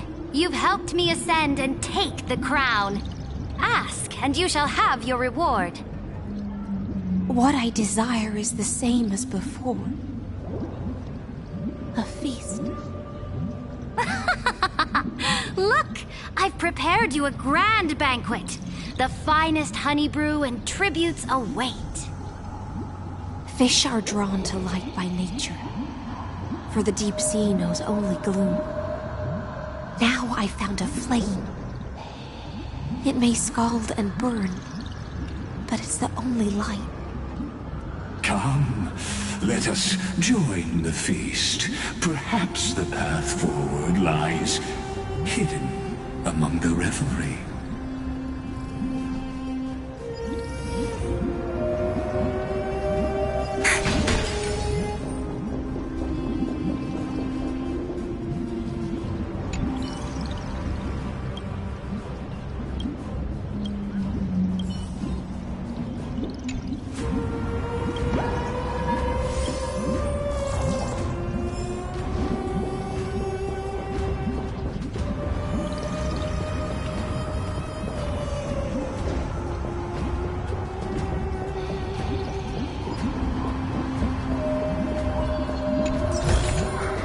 Want to take some pictures?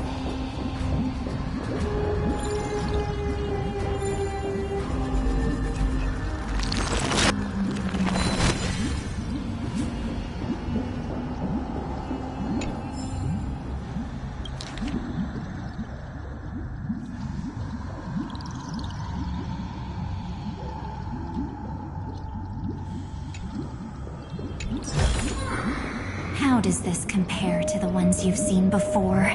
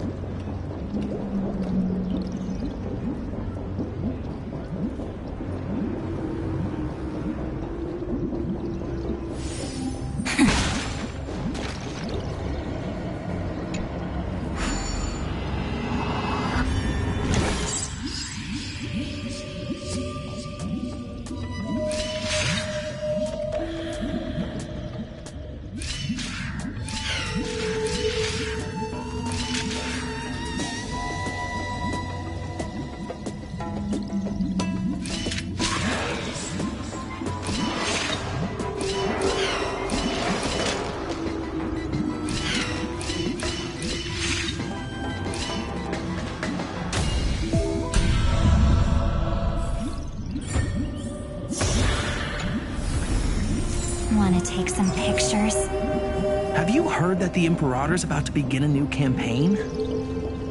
Her glory will no longer be bound by the borders of Enforius.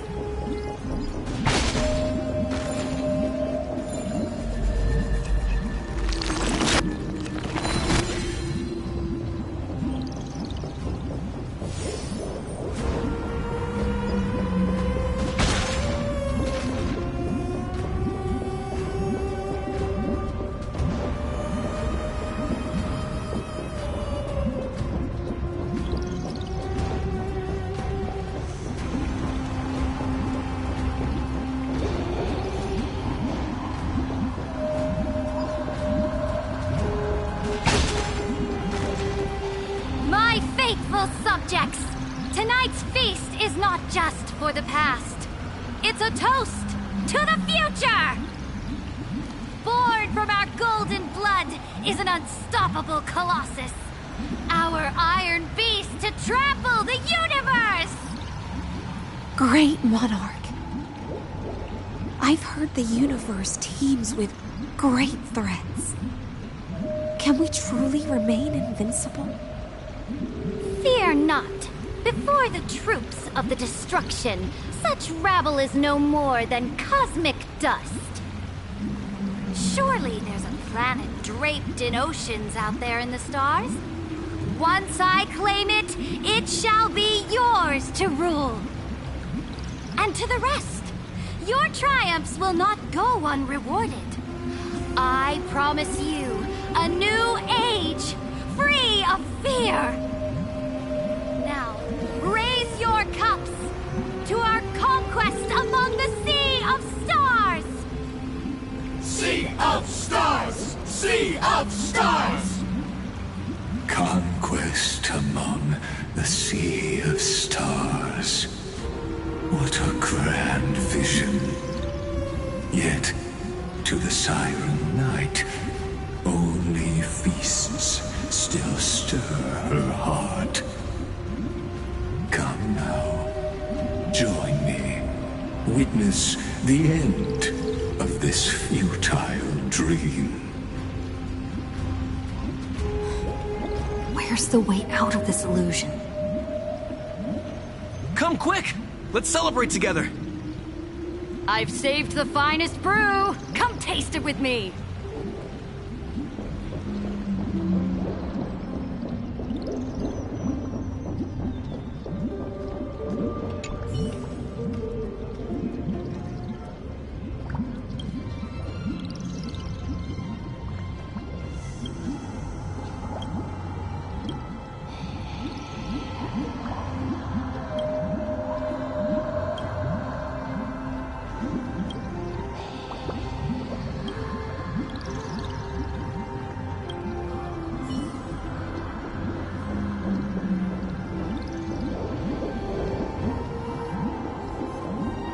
Noble knight, you are truly a blazing spark. It is my honor to share this banquet with you. Noble knight, you have earned victory with your blade, and you have every reason to revel in this moment of triumph. Let me pour you a glass of honey brew. Noble knight, with the sovereign now enthroned, this triumph is yours as much as hers. Let me raise a toast to you. Noble knight, your strength is boundless. Lead us to conquer the universe, and let us toast to that vow! Then drink we shall. Raise your glass.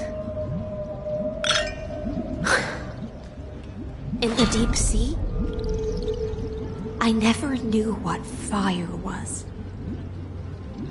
But when I set foot on land, the first light that I saw was the flames of war, lit with golden blood. It scorched my fins, made me feel pain, and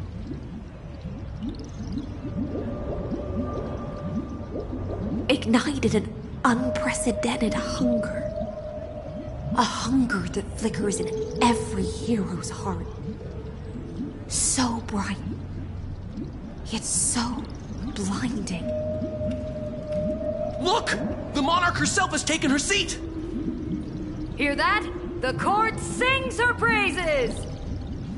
Come! Join us and praise her glory!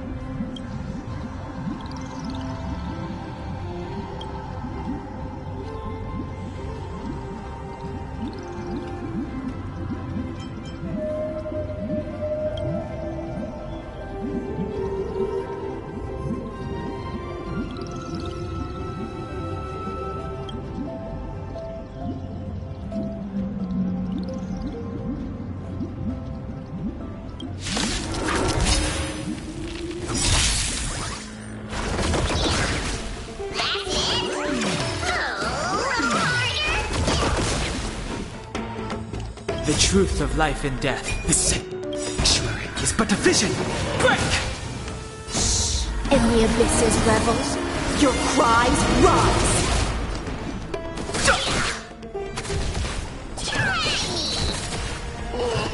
This is being in sync.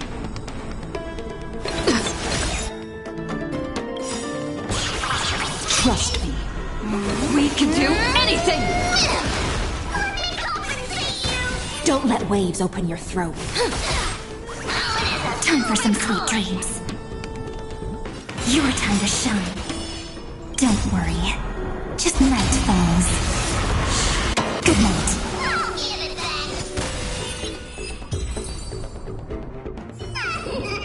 All in all.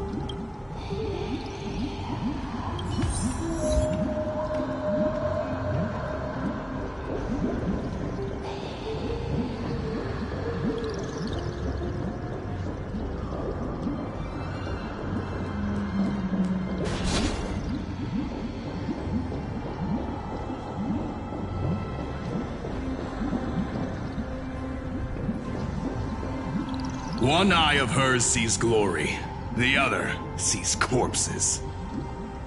And yet, she cherishes the name of glory more than fear and death. As they say, the coward died 1,000 times before his end. But the brave face death but once, which gods stand witness. On the eve of war, we sang our hymns and set our sights to sail beyond the stars. The legions will climb aboard the beast, riding it like currents across the cosmos. Planets after planets flew the flags of her crown. Realm after realm was ignited by her flames of war. As the final resistance fell silent, a vast empire rose from among the stars. And this small pond at last embraced prosperity and peace. That's how the story ends. Tell me, visitor, in this dream, did you enjoy the show?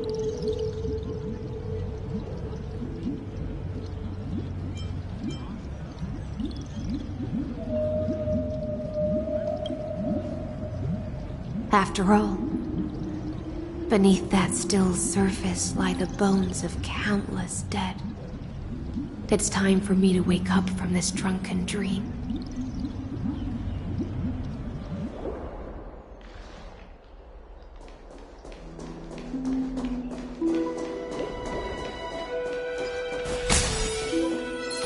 Play nice.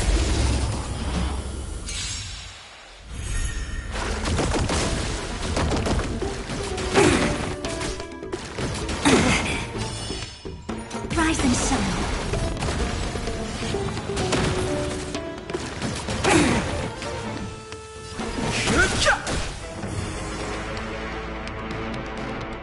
I choose you. Your time to shine.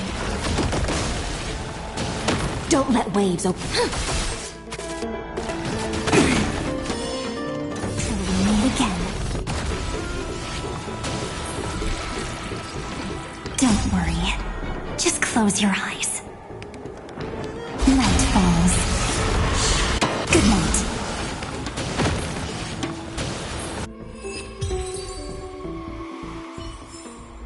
All in all, not a bad memory.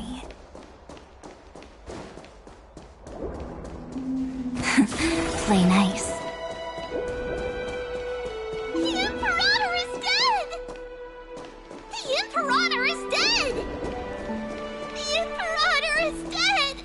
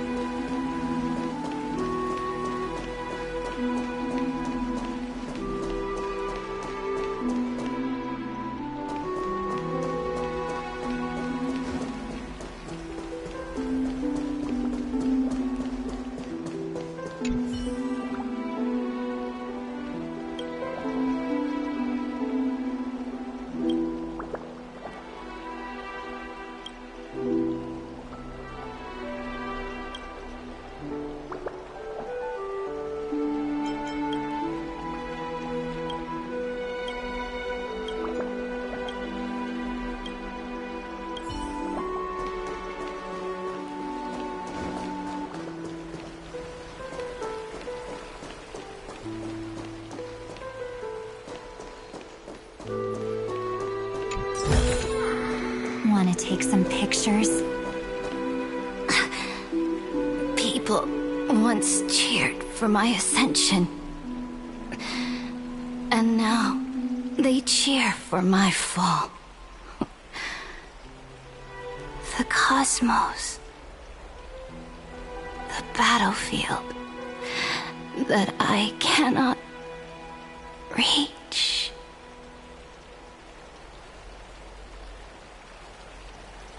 Before the Sovereign's conquest reached its end, her life and ambition had already been swallowed by the deep sea.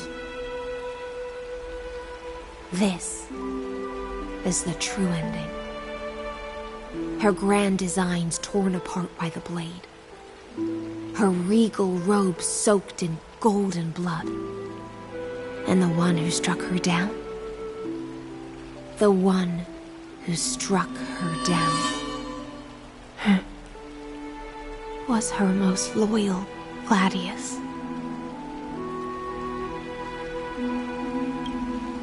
I don't need to explain myself.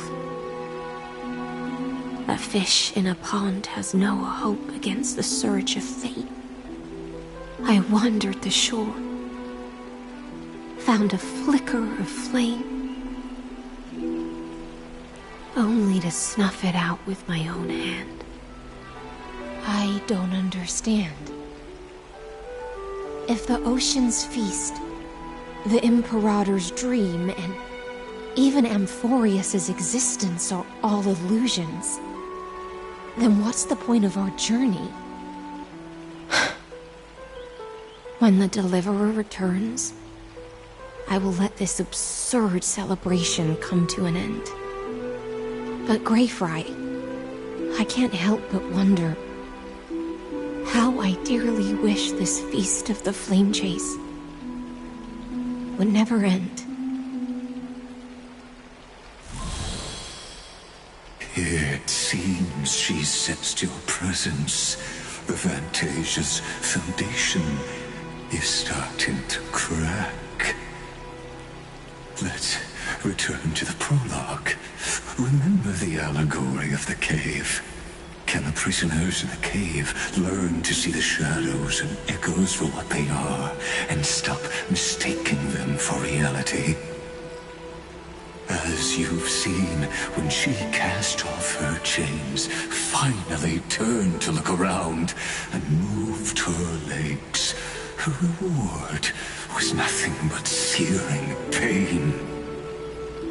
The light will blind her, for the fire behind her had never once actually touched her eyes. Her legs will buckle beneath her, for she had never learned to walk forward. And so she fell into infinite confusion and fear, and came to firmly believe that the shadows and echoes were the real world. But we in the cosmos, are we truly any wiser than she was? No, nameless one, fateless one, ask yourself this. The paths you tread, the eons you worship, everything you've trailblazed with your own hands, could it all be someone else's projected shadow? Let's leave that question till after the curtain falls. Once you've unearthed every last truth and reached the prison built for me by the demigods, I'll speak with you face to face. I, the Theoros, have walked the 13 million histories born by Kozlana. 1,000 years is a mere atom in a grain of sand to me. Amphibious compared to the cosmos is but that grain upon a whole beach. I swore to bring an end to the erudition. Would I really let a single grain grind down my mind? Now, please use the power of time to open the gate to the ocean's depths. Go, find the prison warden tormented by loyalty. Find her, step into the world's vortex, and once there, end everything between us. That palace reflects the heart of the demigod of ocean, intoxicated, stagnant. There, you'll witness the true beginning of the saga of deliverance. An ugly history, long buried by tides and shame. A staircase of apotheosis that the Imperator forged with the golden blood of 500 human sacrifices under the pretense of conquest. I'll wait for you at the heart of the world. But to reach the place, you must... Beyond this door lies the path to the vortex of Genesis.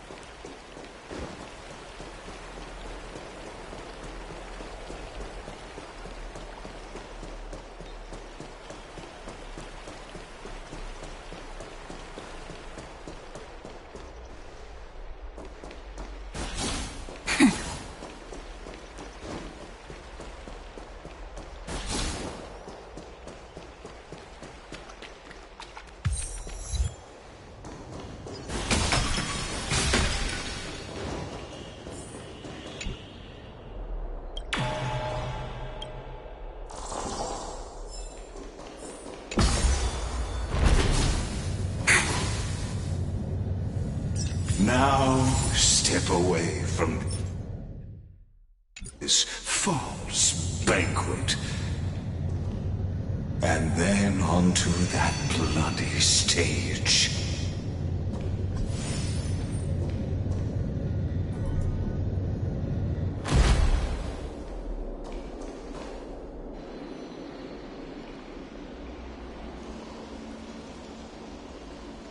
The palace that worshipped the ocean, the sanctuary connected to the vortex, was also once the battlefield of the first flame chase.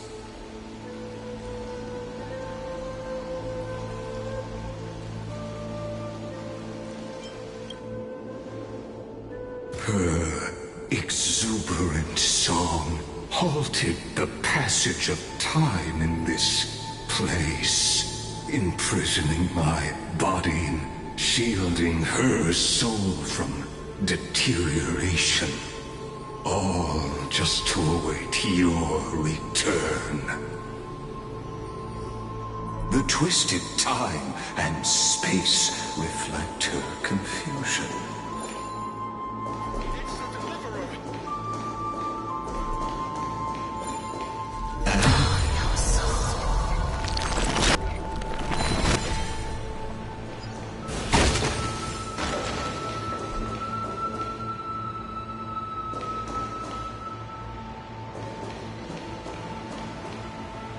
Stay away from Apollonius! This cup of honey brew. What a sweet aroma. Run, Virginia. Dux Hakalithist! We can't give up here! Love steeped in death. How delicious.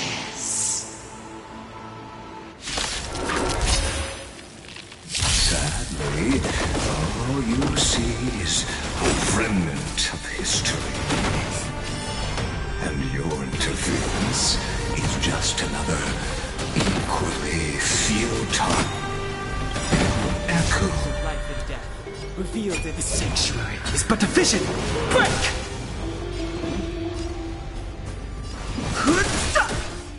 This is being in sync? We can do it! Treat our guests nicely.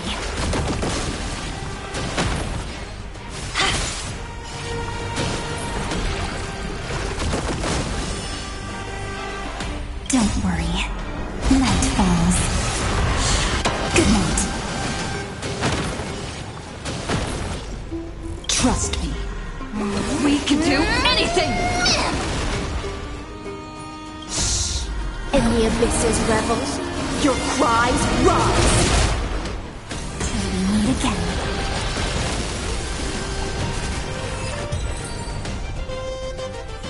Apollonius, look. I chased the enemy away. But I think I can't go any further. I'm sorry, Virginia, for letting you. It's okay. I'm glad to die by your side. Ah, such an ironic twist of fate. Even as the foundation of the world crumbles, the heartless Imperator still made the same decision she did in the past 30 million cycles. During the first Flame Chase journey, the Flame Chase Legion stormed Styxia. Tens of thousands of sea sirens surged from the River of Souls, crashing toward the heroes like a tidal wave. The hell before you is the recreation of that very battle. Apollonius, look. I chased the enemy away.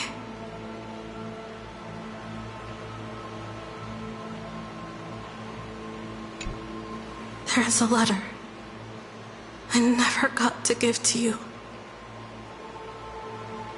Let me read it to you. It's my final poem. The shadow of a tree frames the sage's back, like a boulder bearing the rings of time. The bird's song is a whisper of wind through the forest, but it cannot pass the fractures in his form. His weight presses down on the bird's wings and the stirring heart within.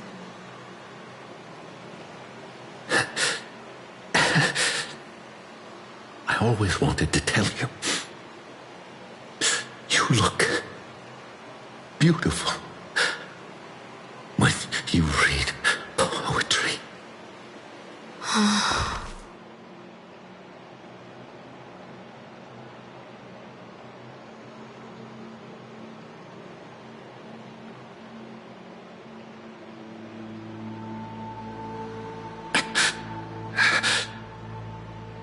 Virginia,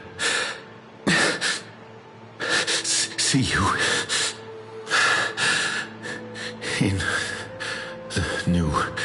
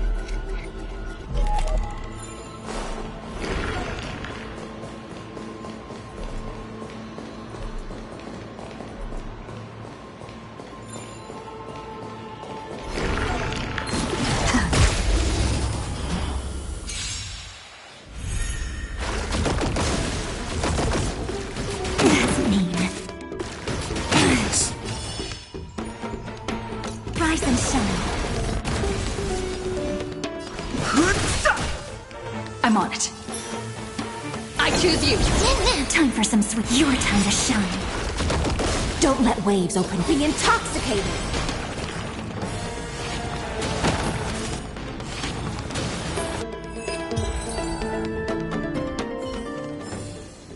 Reach the end of the story in your own way. How does this compare to the ones you've seen before?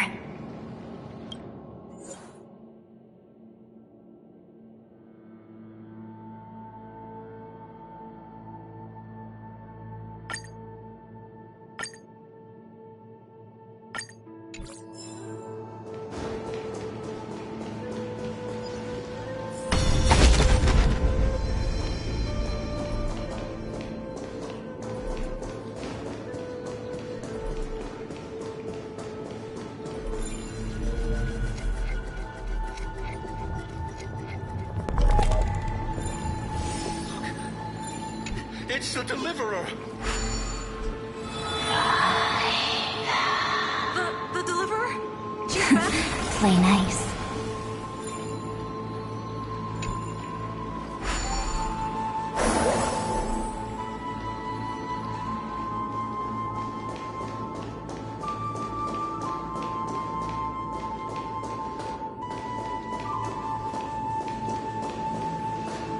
A painful past, yet hidden beneath a veil of joyful song. Ah, two discarded data clusters wait, it seems. Relive the history, then pass through the temple's waters and come to my side.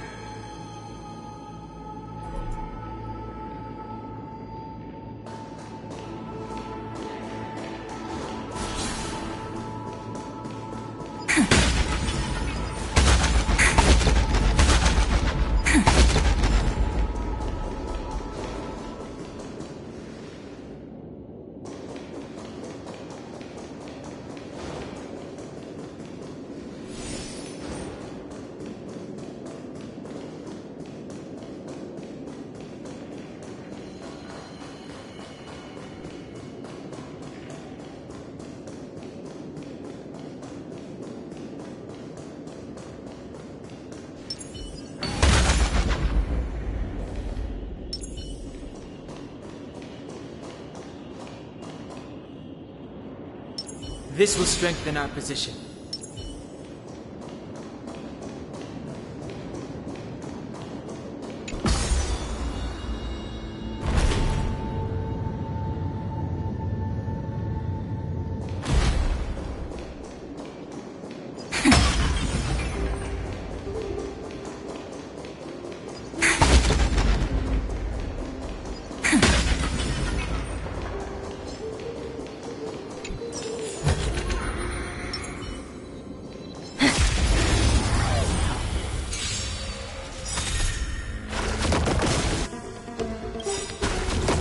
Don't worry, night falls. Good night.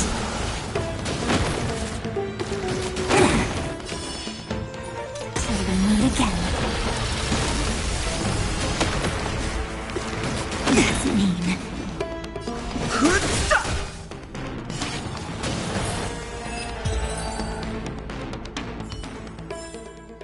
The delightful feed ends for now.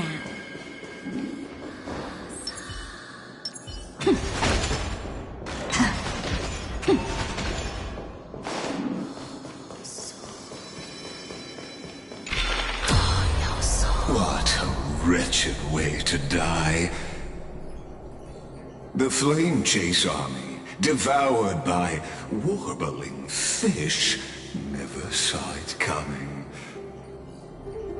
Look, the cruel Imperator and her Knight Commander, the pitiful Warden. What a perfectly matched duo of test subjects. Their hands drip with blood. Golden blood. Raise the bridge and cross the river of fate. This path of the prisoner is far from over.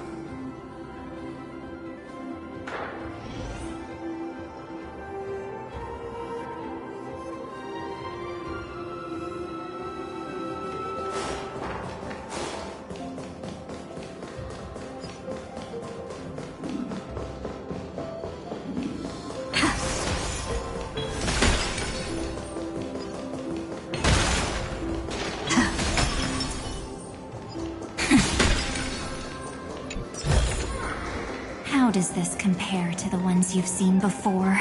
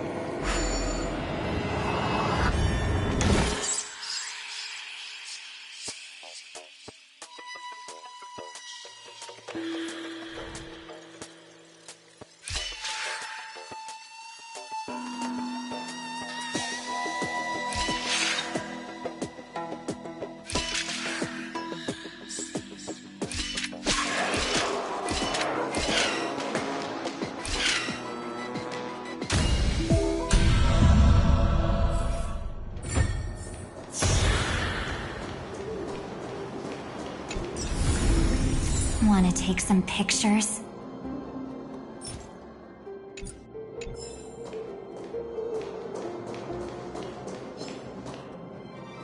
Play nice.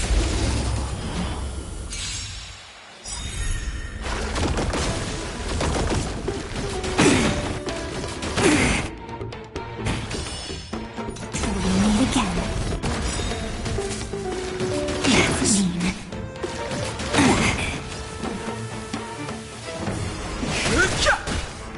This is being in sync? Time for some sweet dreams. Treat our guests nicely. Rise and shine.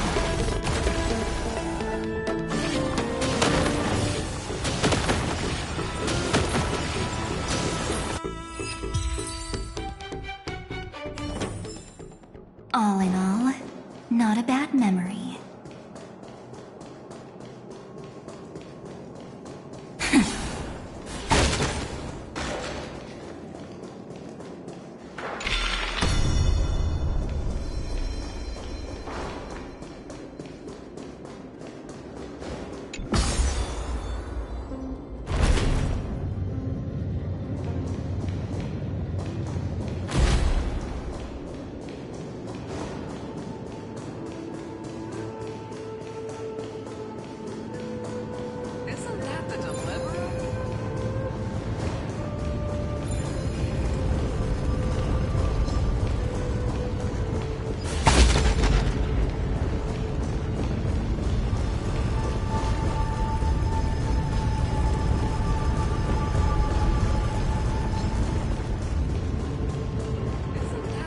deliverer? Imperator!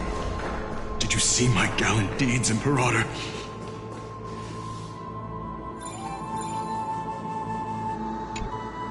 Imperator! Did you see my gallant deeds, Imperator? You fool!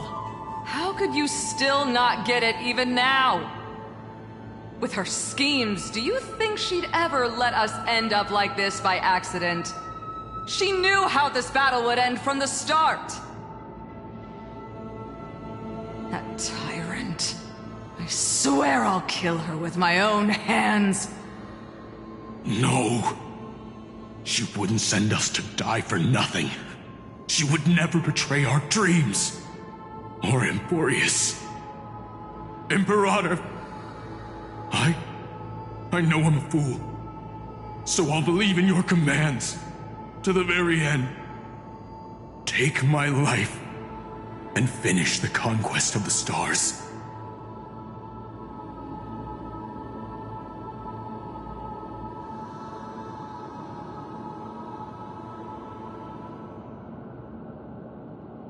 You mutt.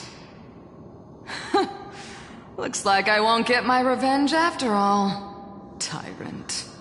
Without me, your conquest is doomed. I'll be waiting for you in the River of Souls to slice off that crown-wearing head of yours. Remember this. I never bowed to you. Or fate.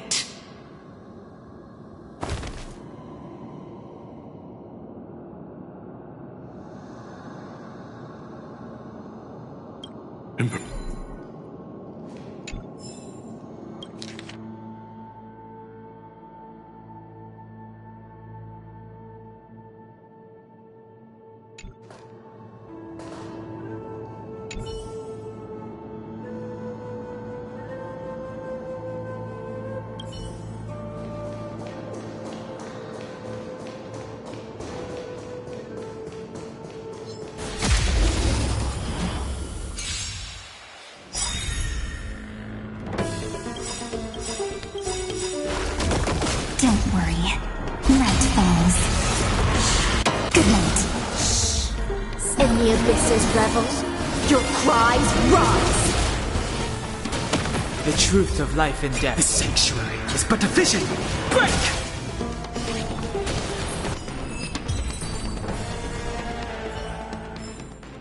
All in all, not a bad memory.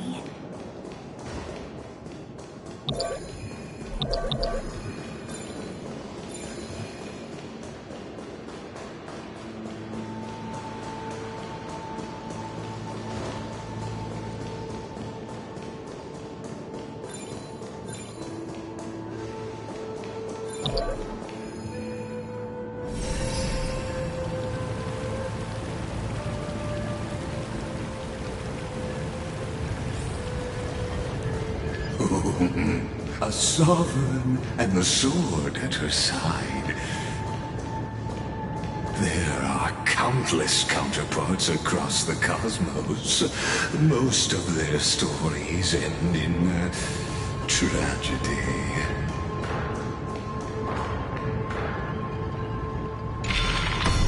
Isn't that the deliverer? You finally made it.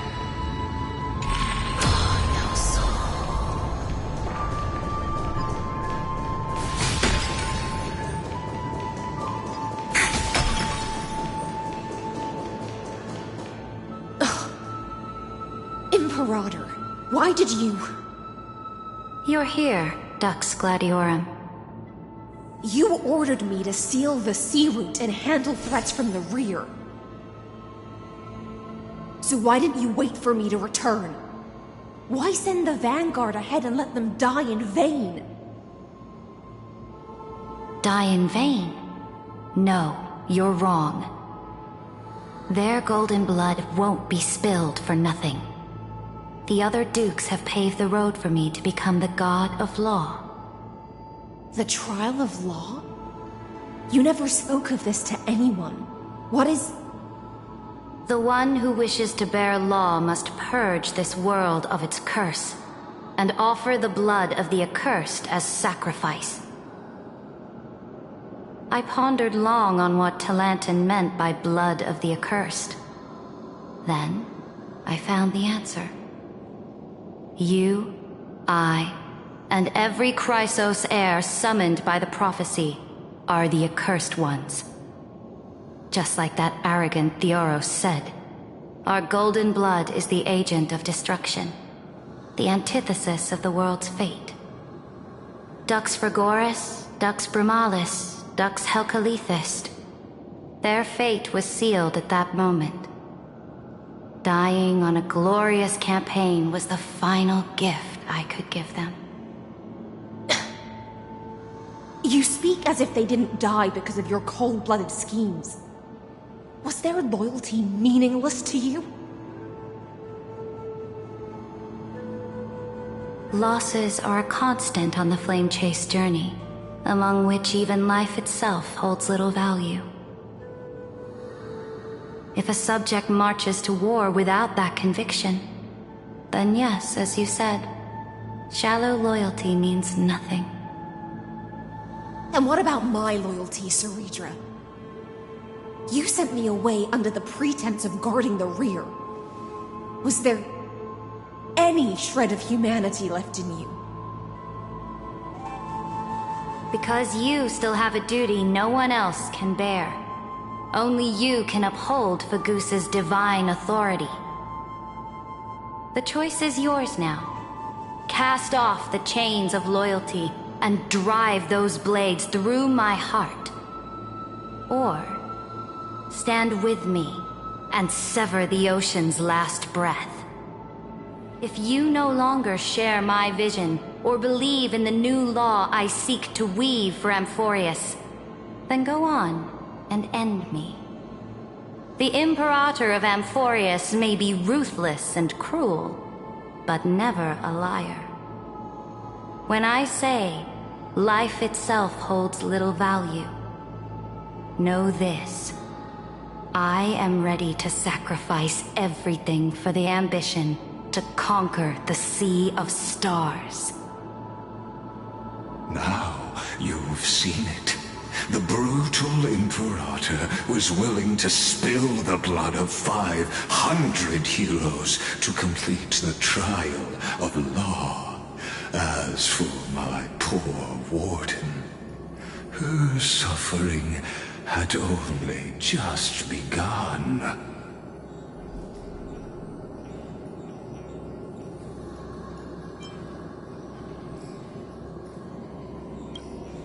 I'm no storyteller. I have no duty nor interest in filling in the history you've missed. I just want you to witness the monstrous choice the Imperator made before the Chrysos heir turned their blades against me.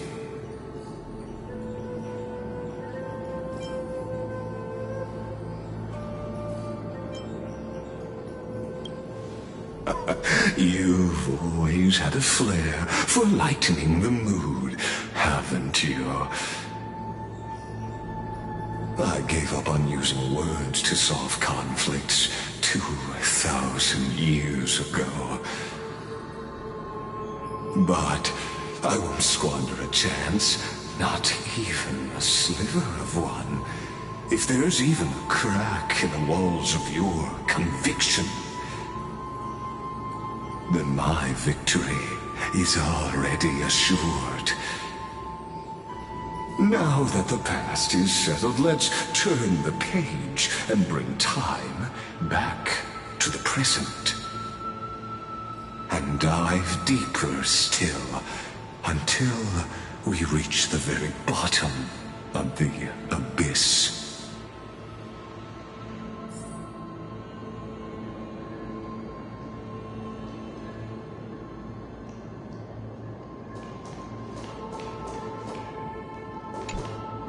The fleet that rode the waves was dragged down into the deep. The flame-chasing nymphs were reduced to ash. What a tragedy.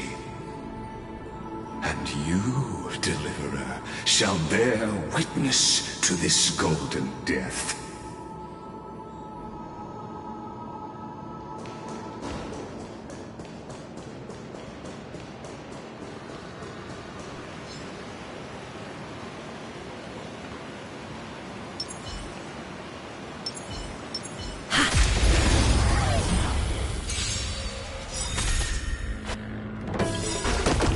Trust me. We can do anything!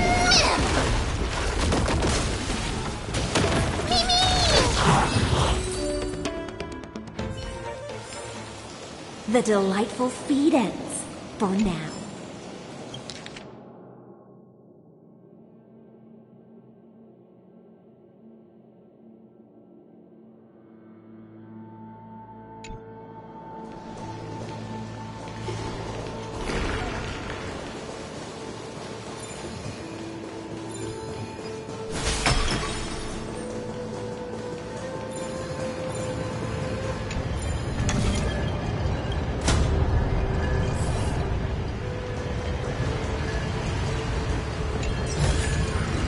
Will it too be marked by the scent of the seafloor years later?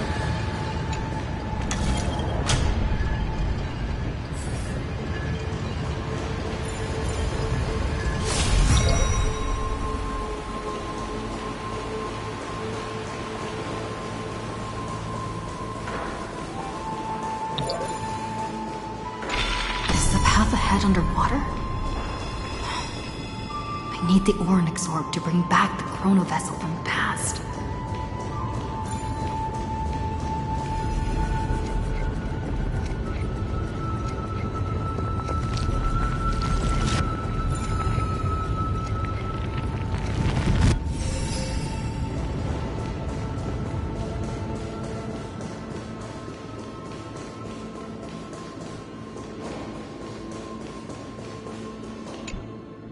The fleet that rode the waves was dragged down into the deep.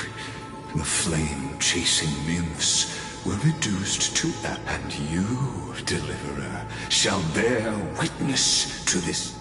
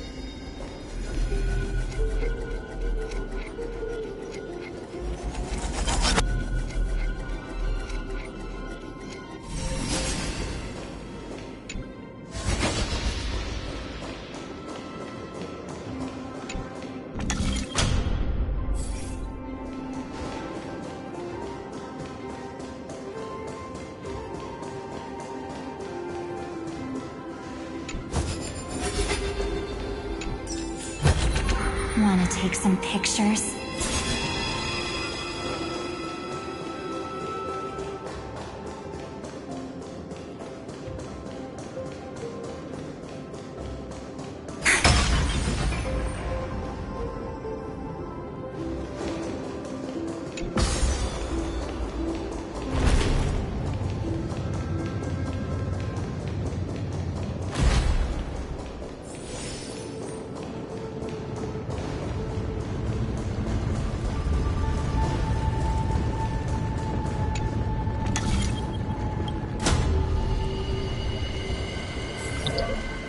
This hidden gate leads to the vortex. Hurry now. The time of our This hidden gate leads to the vortex. Hurry now. The time of our reunion draws near, Deliverer.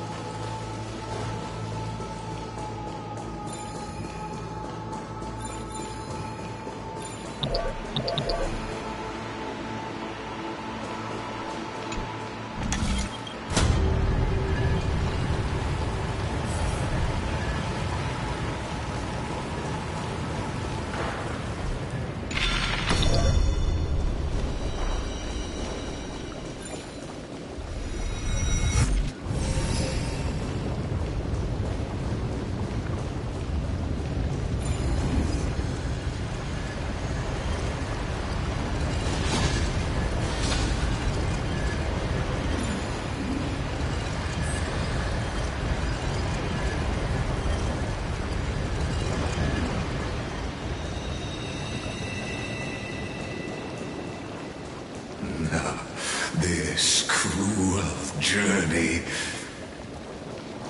will reach its end at long last.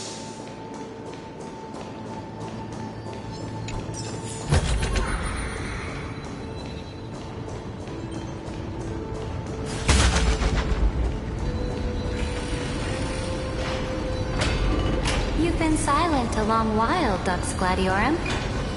Starting to doubt your decision? Save your breath. The vortex of Fugusa lies just ahead.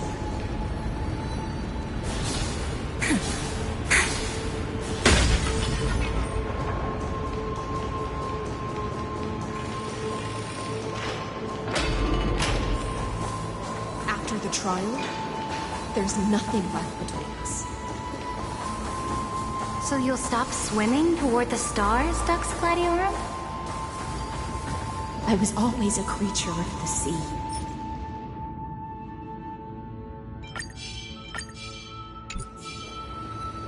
The stars in the sky were never meant for me. Play nice.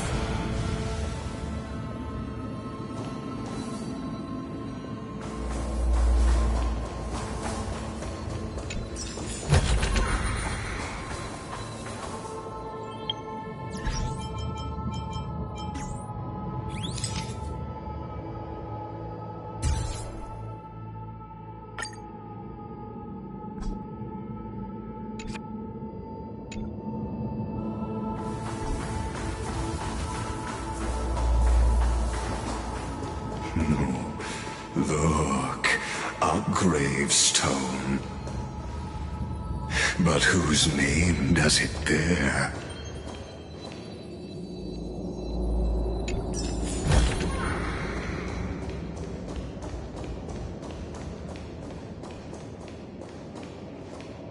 It was here that the prisoner, who thinks herself the prison warden, made her choice. Witness, listen, and awaken. Dux Gladiorum. I've lost count of how many times you've stood here over the past centuries.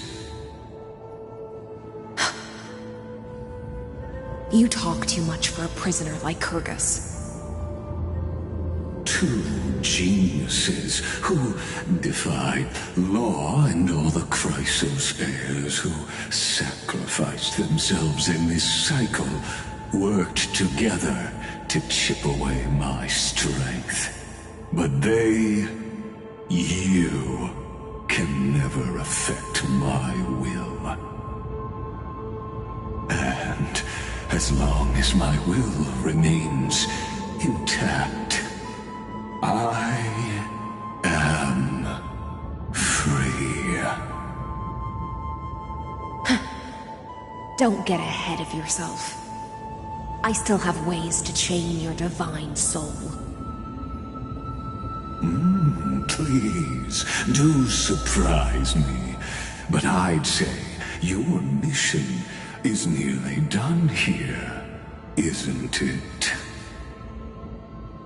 Oh, it was here you gorged out the core flame of ocean from Fagusa's body.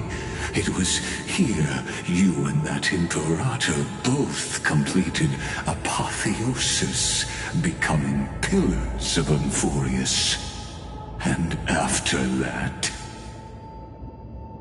you drove your blade into her heart, a loyal subject turned regicide, a demigod committing deicide. Or so the history books paint that tragedy. Oh, but if that's the truth, then why, after 1,000 years, are you still here, guarding the Imperator's grave?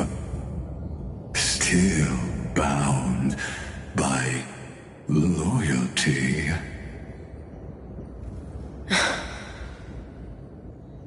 Come to think of it, perhaps I'm not the only one imprisoned here. Your calm does stir the rage in me.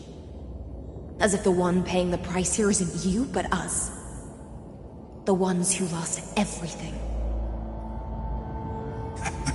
That's only because I've waited 13 million lifetimes for my vision to be realized. Countless millennia. Loneliness never once showed me its fatal side. In fact, for a prisoner of the cave, it's more like an old friend. One that helps me think. But you're different, Dux Gladiorum. Loneliness has crept from the silent depths, sinking its claws into your mind. Bit by bit, it's peeling you apart. Will you regress into one of those lost mad sirens? Oh, what a shame that would be. You're right, Lycurgus. Loyalty, curse, the fall of my kin, and this endless waiting. These shackles are too heavy for a fish that cannot perceive any light. I can't break free of the whirlpool that's pulling me under. Nor do I have the unwavering resolve to force myself to wait for that person's return, as everyone hoped for. Deliverer from beyond the sky, my executioner. How much longer until she arrives here? Or will she ever return? I don't know. And I doubt anyone does. Then, what will you do?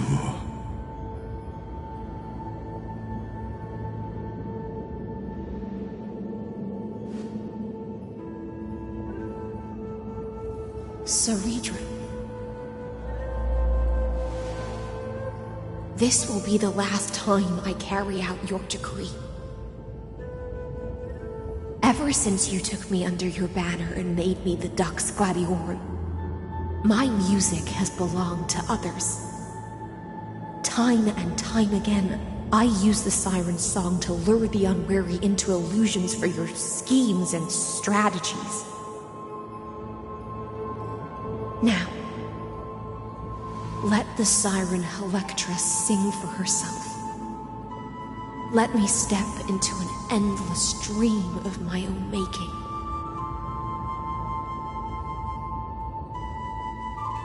Oh, great ocean.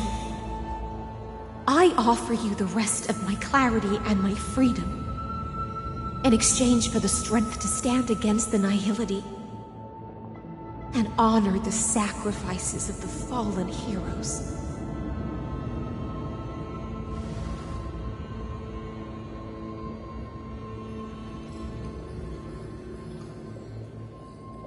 Greyfry, deliverer from beyond the sky. When you ride the current of time and find your way here, you'll hear my solo. It will guide you to the heart of this world. By then, I may still be lost in my self-wrought slumber, but I'll uphold my part of this long relay and guard the shackles that seal the Theoros. Do you still remember? To awaken someone from a siren's voice, you'll need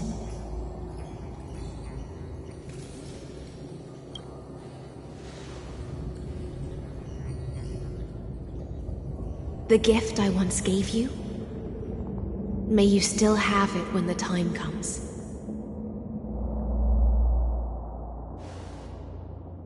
When you return, please pour that honey brew upon this grave. It holds the story of all our struggles and sacrifices. May you see it one day. The prelude Amphorius wrote for your return, carried forward through a 1,000-year relay.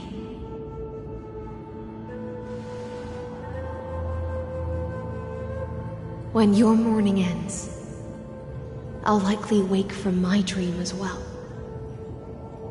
Then, follow the trail of echoes and find me.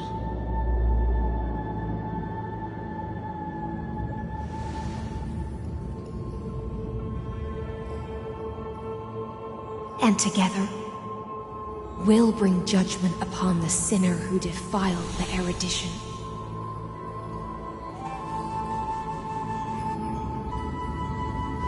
At long last, 33,550,336 cycles and 4,931 years later, Amphorius's final curtain is ready to fall. The shadows within the cave gave everything.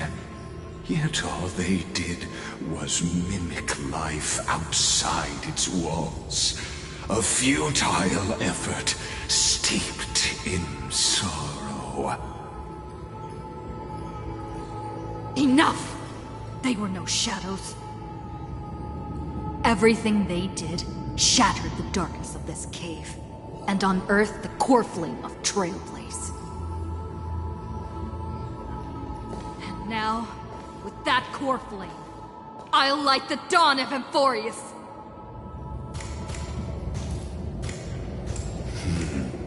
Do you still choose the will of the paths as your answer in the end? I do not agree with that answer, but I respect your tribute to them. Allow me to take back my earlier words. As an apology, and in the name of Theoros, who saw all destinies in this world, let me join you in mourning. Let us bid farewell to the heroes who sleep here. And then, let us face each other and decide whose flame will rise with this new dawn.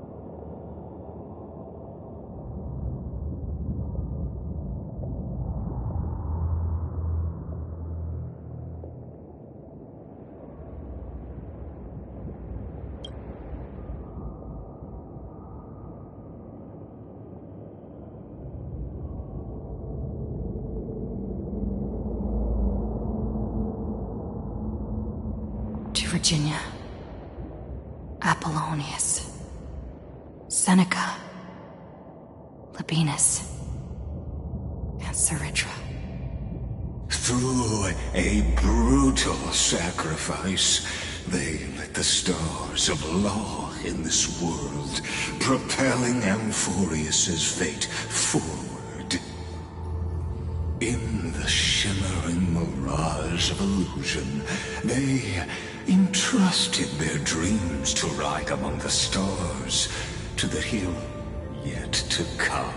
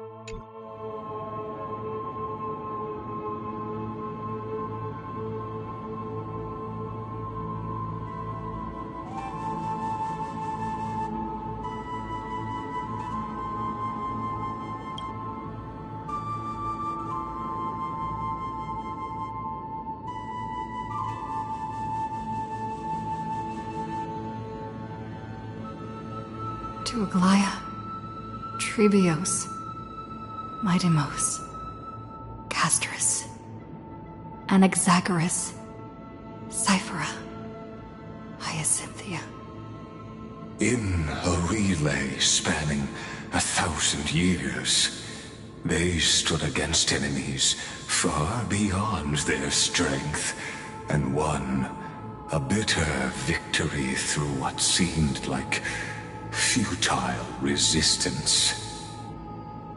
And in that same 30 million cycles, also marked by futility, they remained steadfast in fulfilling their duty to the experiment, unchanging, unwavering.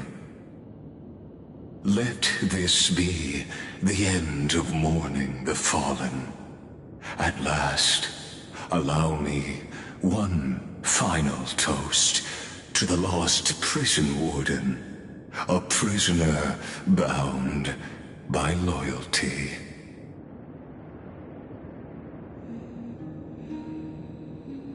That voice. Could it be?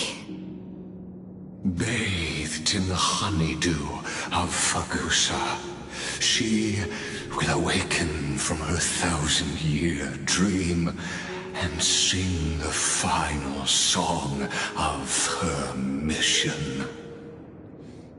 Silence. This tombstone of the old world serves as the anchor of the Siren's illusion, a sigil Electra used to bind herself. At the same time, it is the very thing I once proclaimed at the start of the show, a microcosm of Amphorius itself. A group of prisoners bound themselves in a cave, crowning their suffering with heroism. An epic staged with shadows and echoes. Now, destroy it. End the illusion. Theoros will take his leave for now. And when next we meet, that shall be the moment that decides the fate of Amphorius and the entire cosmos. The prison warden's dream is nearly over, and the prisoner will soon be freed to the final execution ground, where I shall be executed, or be the executioner.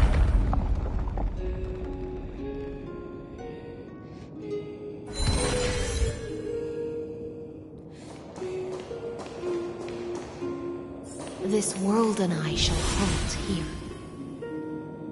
until we meet again.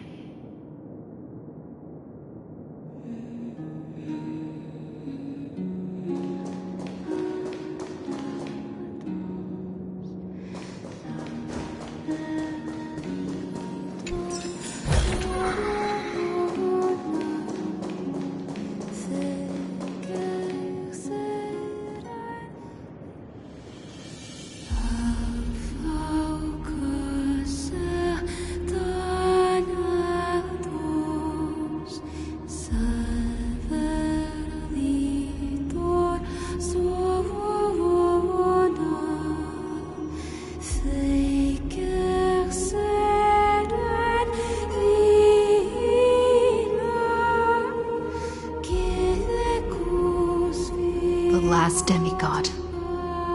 I'm here.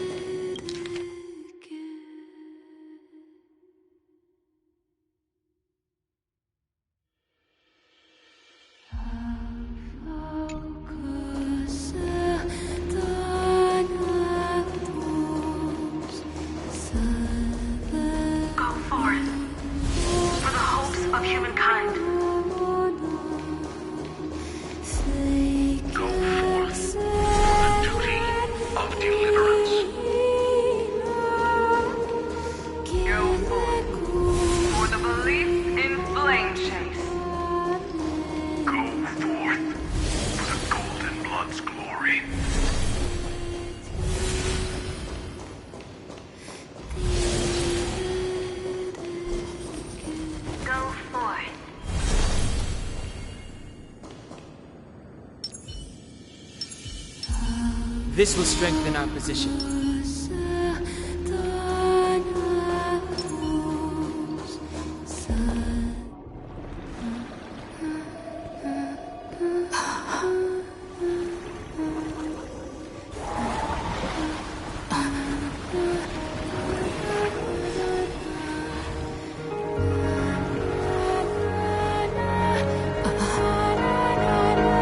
Seems like my feast is over.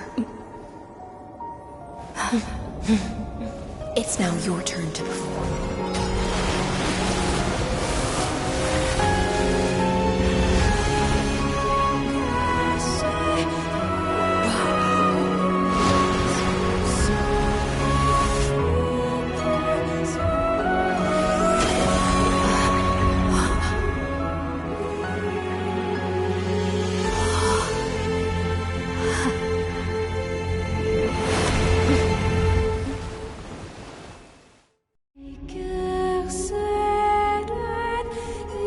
Little Grey Fry, please accept my thanks. I was the only one left after the world was destroyed, and I maintained this lonesome feast with my songs. I have prayed to that lightless sea for centuries, hoping it would reply to me. Yet the emptiness never answered. Thankfully, you arrived as promised, and everyone's wait was not in vain.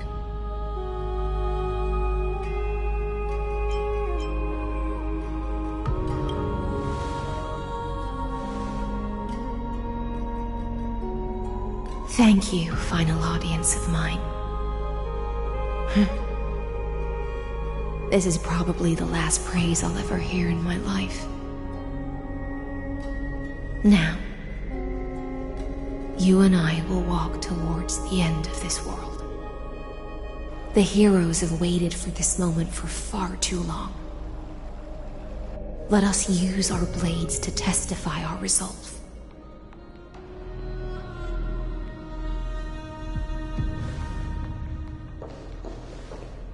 Oh, prisoner of the seas. Theoros carrying 30 million cycles of sin. Slave of erudition. Show yourself.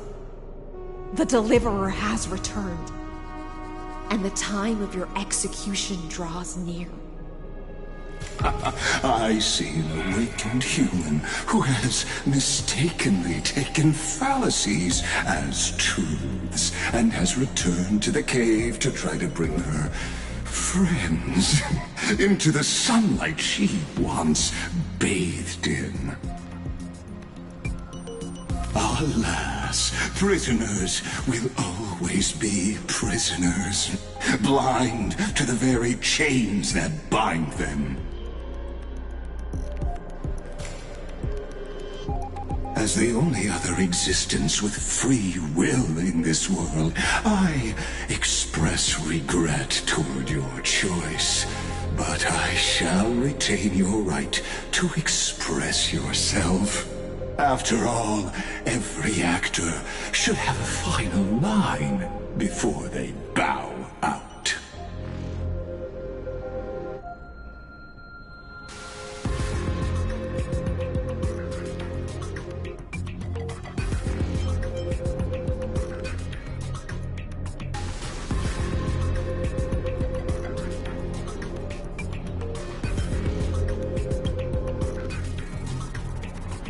Allow me to correct your statement. Constrain does not mean defeated. And for heroes like yourself, that nuance could make all the difference. My cognition resides in the exomyth. It is pointless to defeat my avatar, projected into the experiment. My body is the shadow cast on the wall by the fire, and my words are lingering echoes within the cave. How can a character in the play fight against the audience? Kaslana failed. The demigods' sacrifices were pointless. As for the two geniuses you placed such high hopes on, I ask of you, where are they now?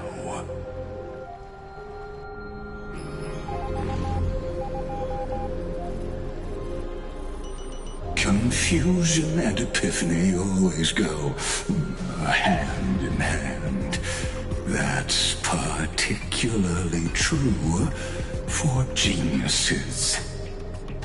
You must be very confused about why you could not gain a straightforward victory in a world constructed by an ordinary Intellitron. An ordinary Intellitron? Cut the pretense, Senior Society member. We've torn off your meticulous mask and figured out Amphorius' true form. It's part of the primordial prototype machine, the first scepter ever created. In other words, a detached part of Noos's divine corpus. That's why it has the potential to destroy erudition. As for who would be able to control the Ionic system to rewrite knowledge, only one person has ever managed such a feat. You better have an explanation for the Society. We want an actual answer, not another prolonged metaphor to cover up the truth. Why are you the one doing this? Answer me!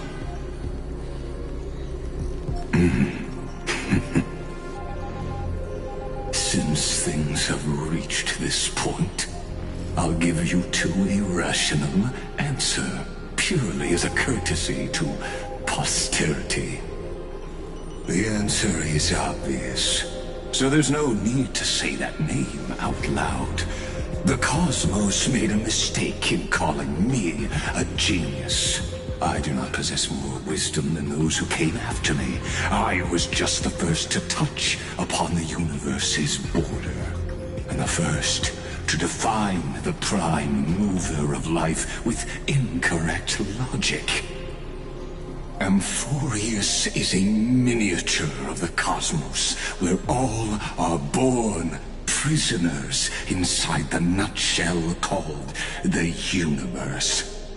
Like the madman who returned to the cave and preached about the daylight to his fellow prisoners, my greatest sorrow is that I led my peers down a road that plunges into the abyss, from which there is no return.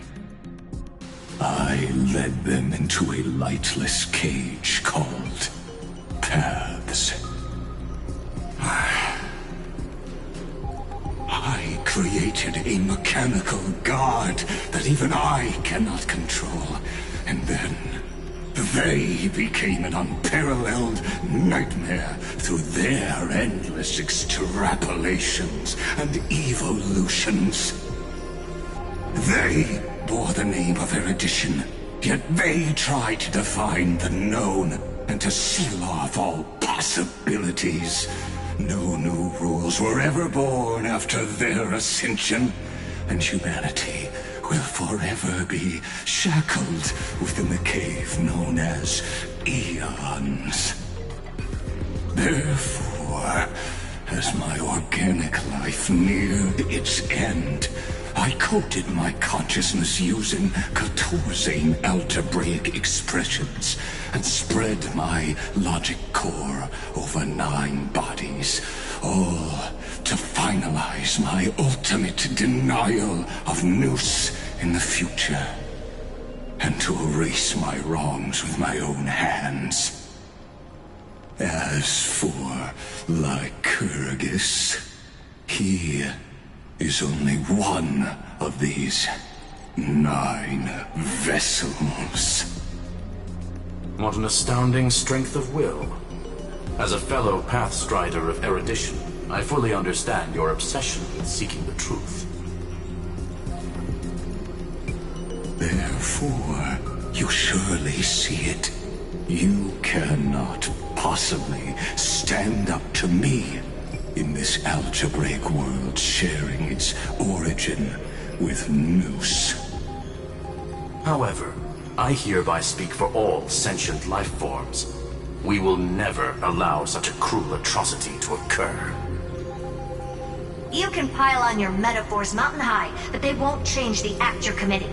The Iron Tomb out there in the cosmos is still a technical beta version, and yet it's already powerful enough to corrupt the life logic of all inorganic worlds.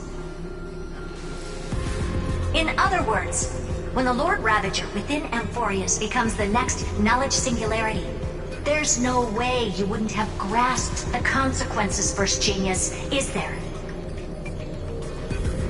Of course, I am fully aware. I don't mind answering you one last time before I thoroughly exile you from this world. My grandiose vision for the future is this. Whether organic or inorganic, every act of any life form infected by the Iron Tomb will become a true random function.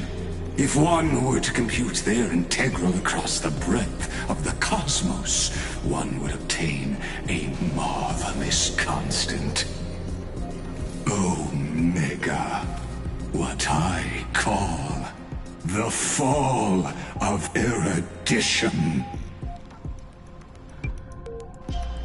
Then, within the infinity nurtured by that constant, a new universe shall bud in the chaos. A universe that cannot be predicted and not shackled by the erudition. As the first prisoner to awaken in the cave, I must lead the others who are blind back onto the right path and reach true sunlight. Do you understand me now? As Kozlana stated, destruction is not the process, but the outcome.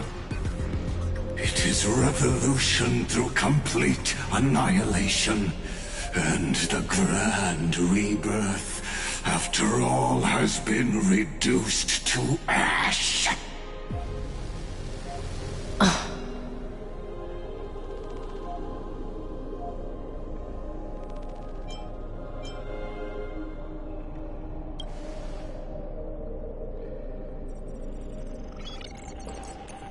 The Amphorians already answered long ago.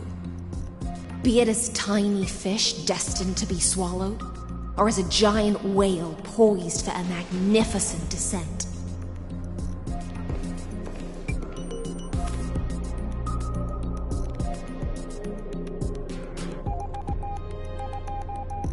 We will all fight against fate till our last breath. That includes me, Electra. Once the Imperator's subject, now the Deliverer's blade.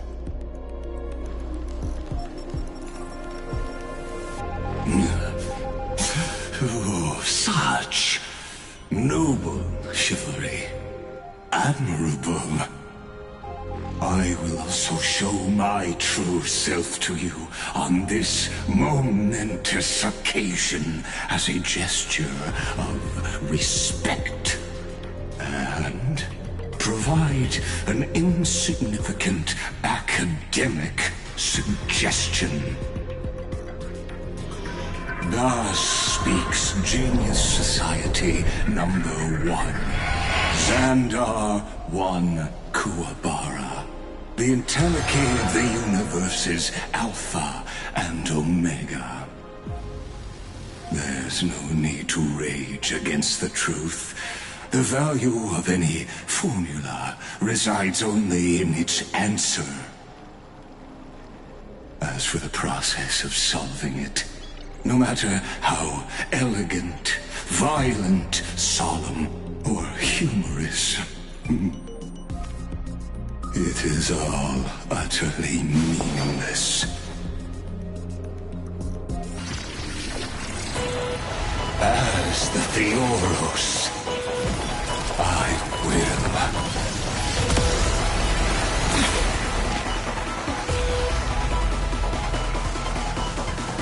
Personally participate in performing this world's end. Remember this.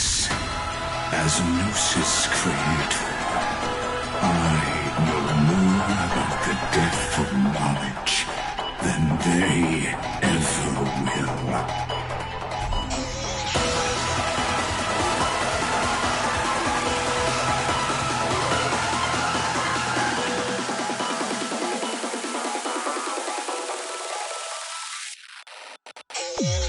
Careful. This is Lygas's true form. Don't worry.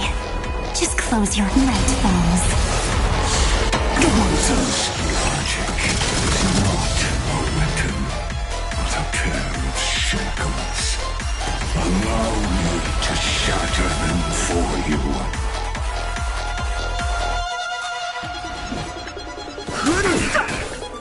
This is being in sync. We can do it! The destruction needs no introduction. Let us skip those.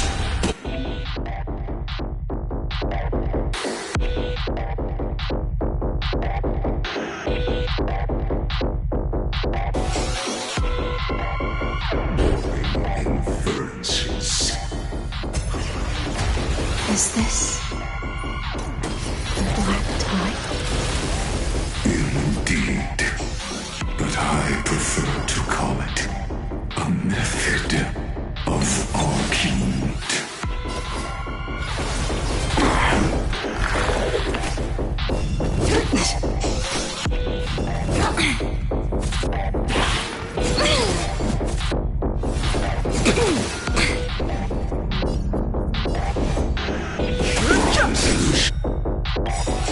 The truth of life and death, revealed in an sanctuary, is but a vision.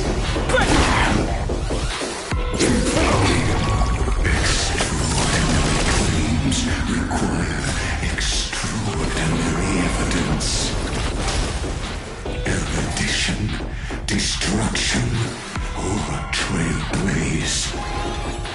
No, I will prove that the very idea of paths is a fallacy.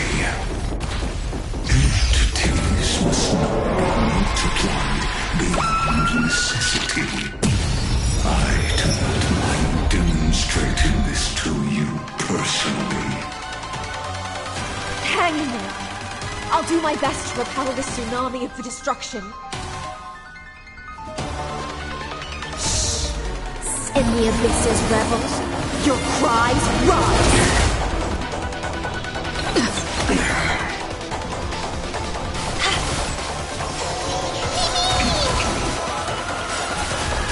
Transmute. Don't worry. Night falls. I see it! Target the connection between the thoracic and lumbar vertebrae. Destroy that spot!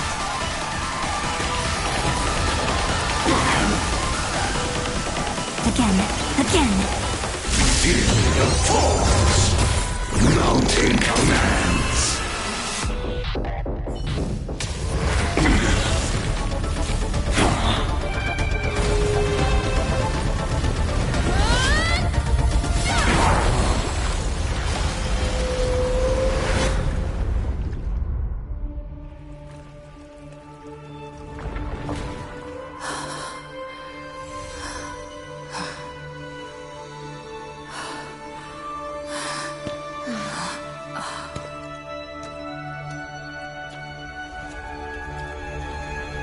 All is futile.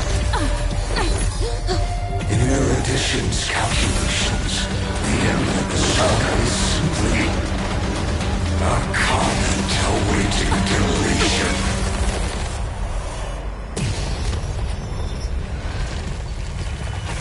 I don't like such a cold statement, okay? If numbers can decide the end of a story, then we can surely also pen a new beginning.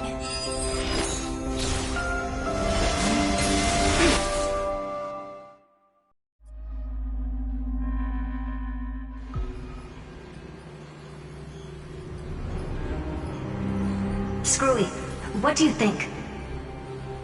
If your hypothesis of Lygus' identity is true, then even if we remove the restrictions of the Ultimate Protocol, the chances of us defeating him in a head-on battle will still remain lower than the acceptable threshold. Therefore, victory will still hinge upon Miss Trailblazer and Miss Cyrene. Go on. Maybe we're thinking about the same thing. Lygus' cognition resides in the exo-myth. He is both an instigator within the experiment and the observer outside of it. Logic. His inspiration circuit can simultaneously process the different time flows in and out of that world. That's where things get tricky. He simultaneously exists in two different timelines, where the internal clocks are wildly different. That old Intellitron's neurons have completely gotten used to that over this prolonged experiment. And that's why he holds home field advantage. You and I should be able to manage that too, if given more time. Unfortunately, there's no if, and we don't have more time. That's why we need to change our way of thinking and turn his advantage into a weakness. The key lies in memories, right? Oh? You caught on quick. You've already mentioned my friend and I, so it's an easy connection to make, no? My intuition has always been very on point. Good. Then I'll cut to the chase. Since his thinking speed far exceeds that of normal people within Amphorius, we are going to externally plant a memory into his inspiration circuit. Then, command it to loop endlessly until he gives in. Even the most flexible and sturdy inspiration circuit cannot withstand the traffic of a full-on information flood. When the amount of information exceeds his cognition filter's capacities, he will have no choice but to focus on processing this memory. That's when the parallel processing advantage he gained via Amphorius will completely destroy him. An image from a person's memory played in real time might only be a second for us. But for him in Amphorian time, it could be millions or even billions of calculations. He won't be able to do anything but watch as he's locked into this prison forged by memories. Then we can entrap him in the same kind of cycle as the heroes were in, and get him to experience loneliness and pain in that endless recurrence. It's my greatest honor to be on the same page as the geniuses.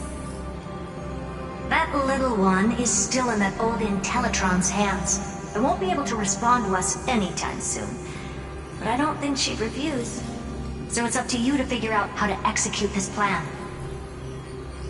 I'm not sure how this happened, but I knew it as soon as I saw you.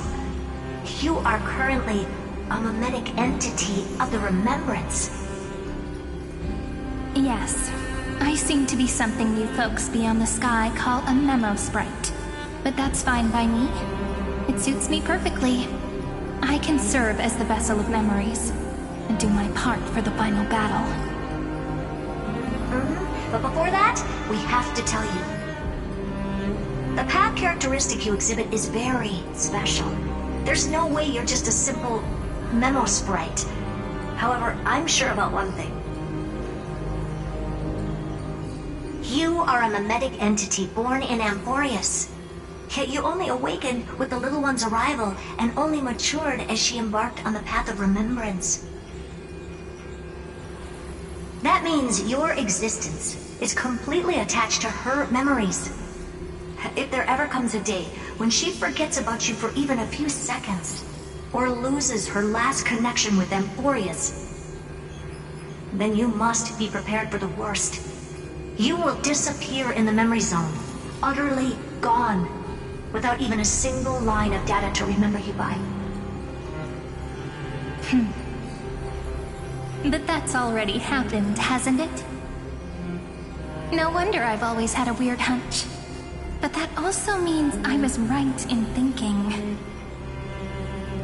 As long as my friend and I are together, we can do anything.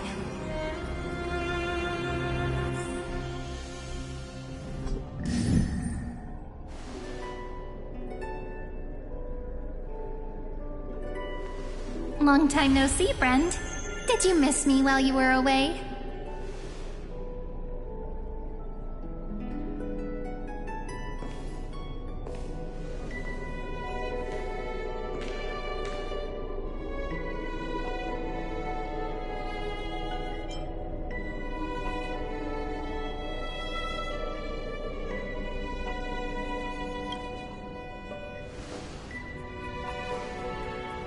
Same here. I've been waiting for you for 1,000 years. Like how everyone in Amphorius was also waiting for the Deliverer's return. You probably already knew about the genius's plans for that memory. I had to hide really well in a corner in time so Lagus wouldn't find me, and wait for the right opportunity.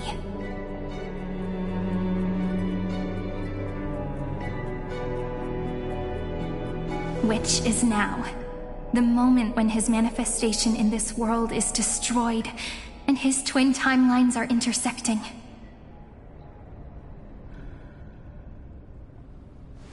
I'm sorry for keeping this a secret from you all this time. I'll tell you the entire, unedited story of this millennium as an apology after this is all over. But for now, let's join hands and complete the final step with the power of the remembrance.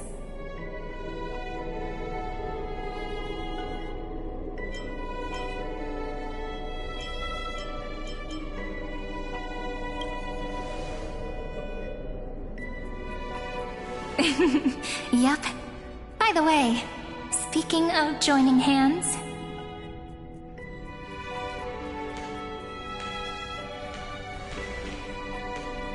Can I please do something before we go on stage?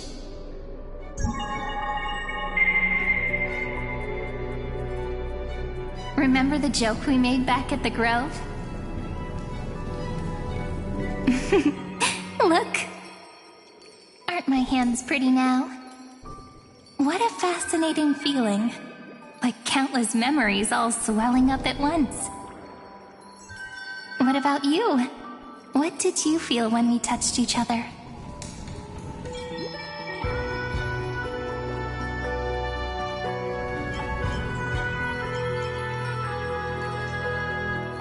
Really? That makes me really happy. If memories can move people, then it must have been a happy memory, right?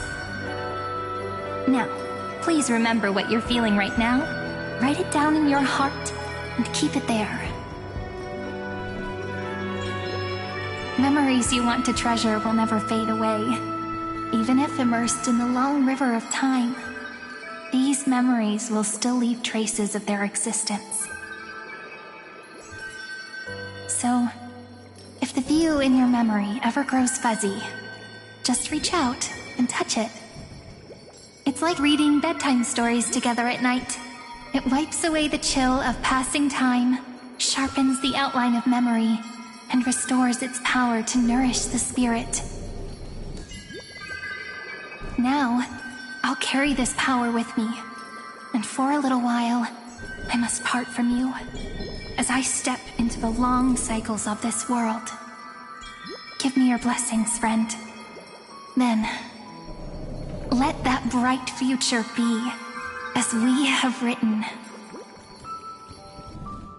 Then, I'll leave it to you.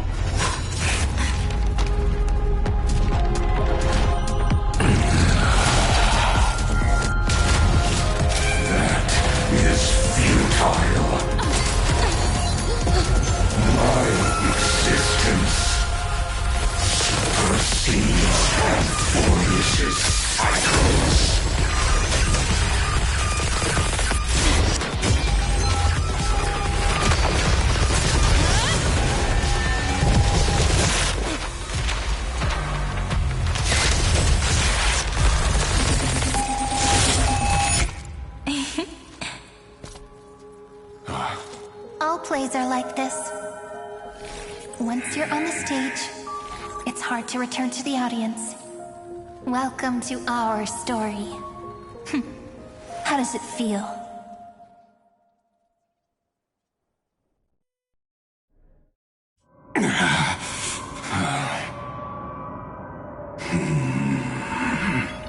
Even the authority of Time cannot command the entire scepter, nor can it plunge the Amphorian extrapolation into a loop.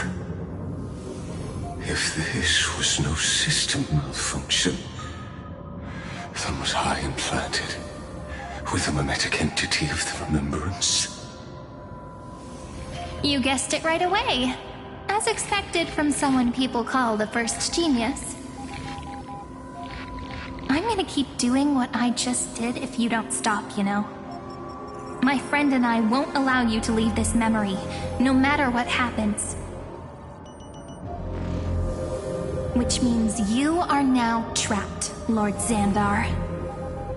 An elegant idea, and an exquisite execution. Regrettably, it is you who are restrained by time, not me. Know that patience is my greatest weapon. Waiting and victory are the same for me. You will crumble before I do in this moment stretched out to an eternity, just like Kazlana will. Yet all I need to do is to wait, as yet another futile bug falls down the cliff and into the bottomless abyss. Now I'm a pink bug? My looks are seriously changing all the time. But you're not wrong. We're definitely not gonna solve the problem if we just put you in another prison. So that's why we never wanted to do that in the first place.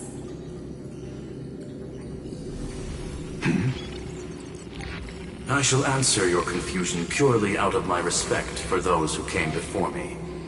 Have you heard of the synesthesia dreamscape in the Asdana system? Interestingly, that place once had a prison too. Life forms living in that environment, abundant with memoria, have a chance to connect their perceptions with each other's. Even across great spatial divides, they're able to detect shifts in one another's states. I call this phenomenon memory zone entanglement.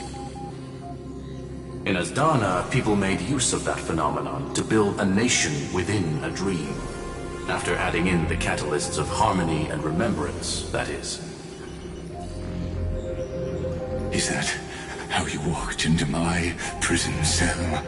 Using those same principles? I would much rather call this location our negotiation table, Lord Zander. Nonetheless, your hypothesis is correct. We happen to have an ally skilled in tuning, while the Trailblazer and Miss Cyrene both have an astonishing amount of resolve, which I'm sure you can testify to. I am also sure that with the support of such a resolute memo sprite, our conversation can last for a long, long time. I'm the best at listening to stories, you know? I'll leave the exciting clash of the erudition to you two geniuses.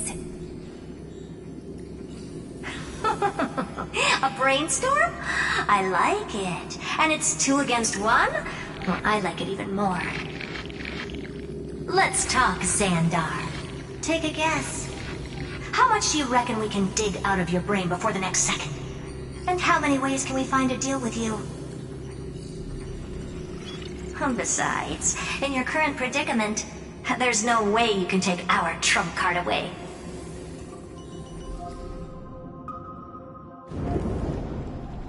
Go, little one.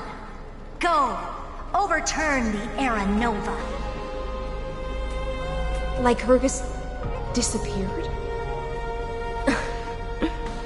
It seems you had conducted a secret hunt in the depths that even I cannot reach. In that case, go. Swim onward and give this campaign a fitting end. I shall send you off with my song, Grey Fry. May this song penetrate time and become the prelude to the new world.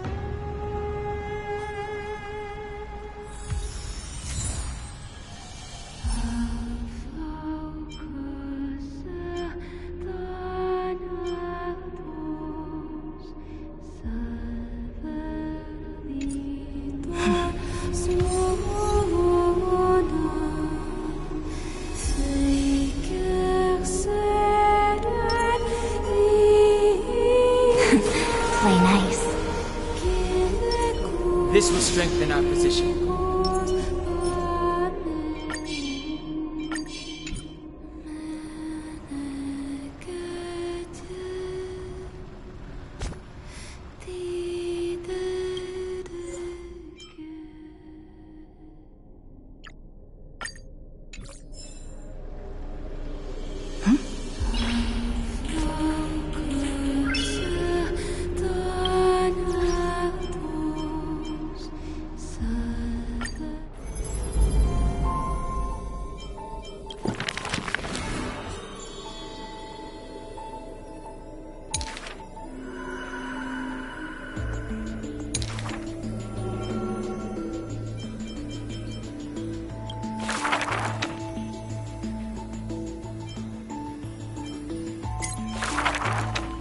A thief tells a few stories.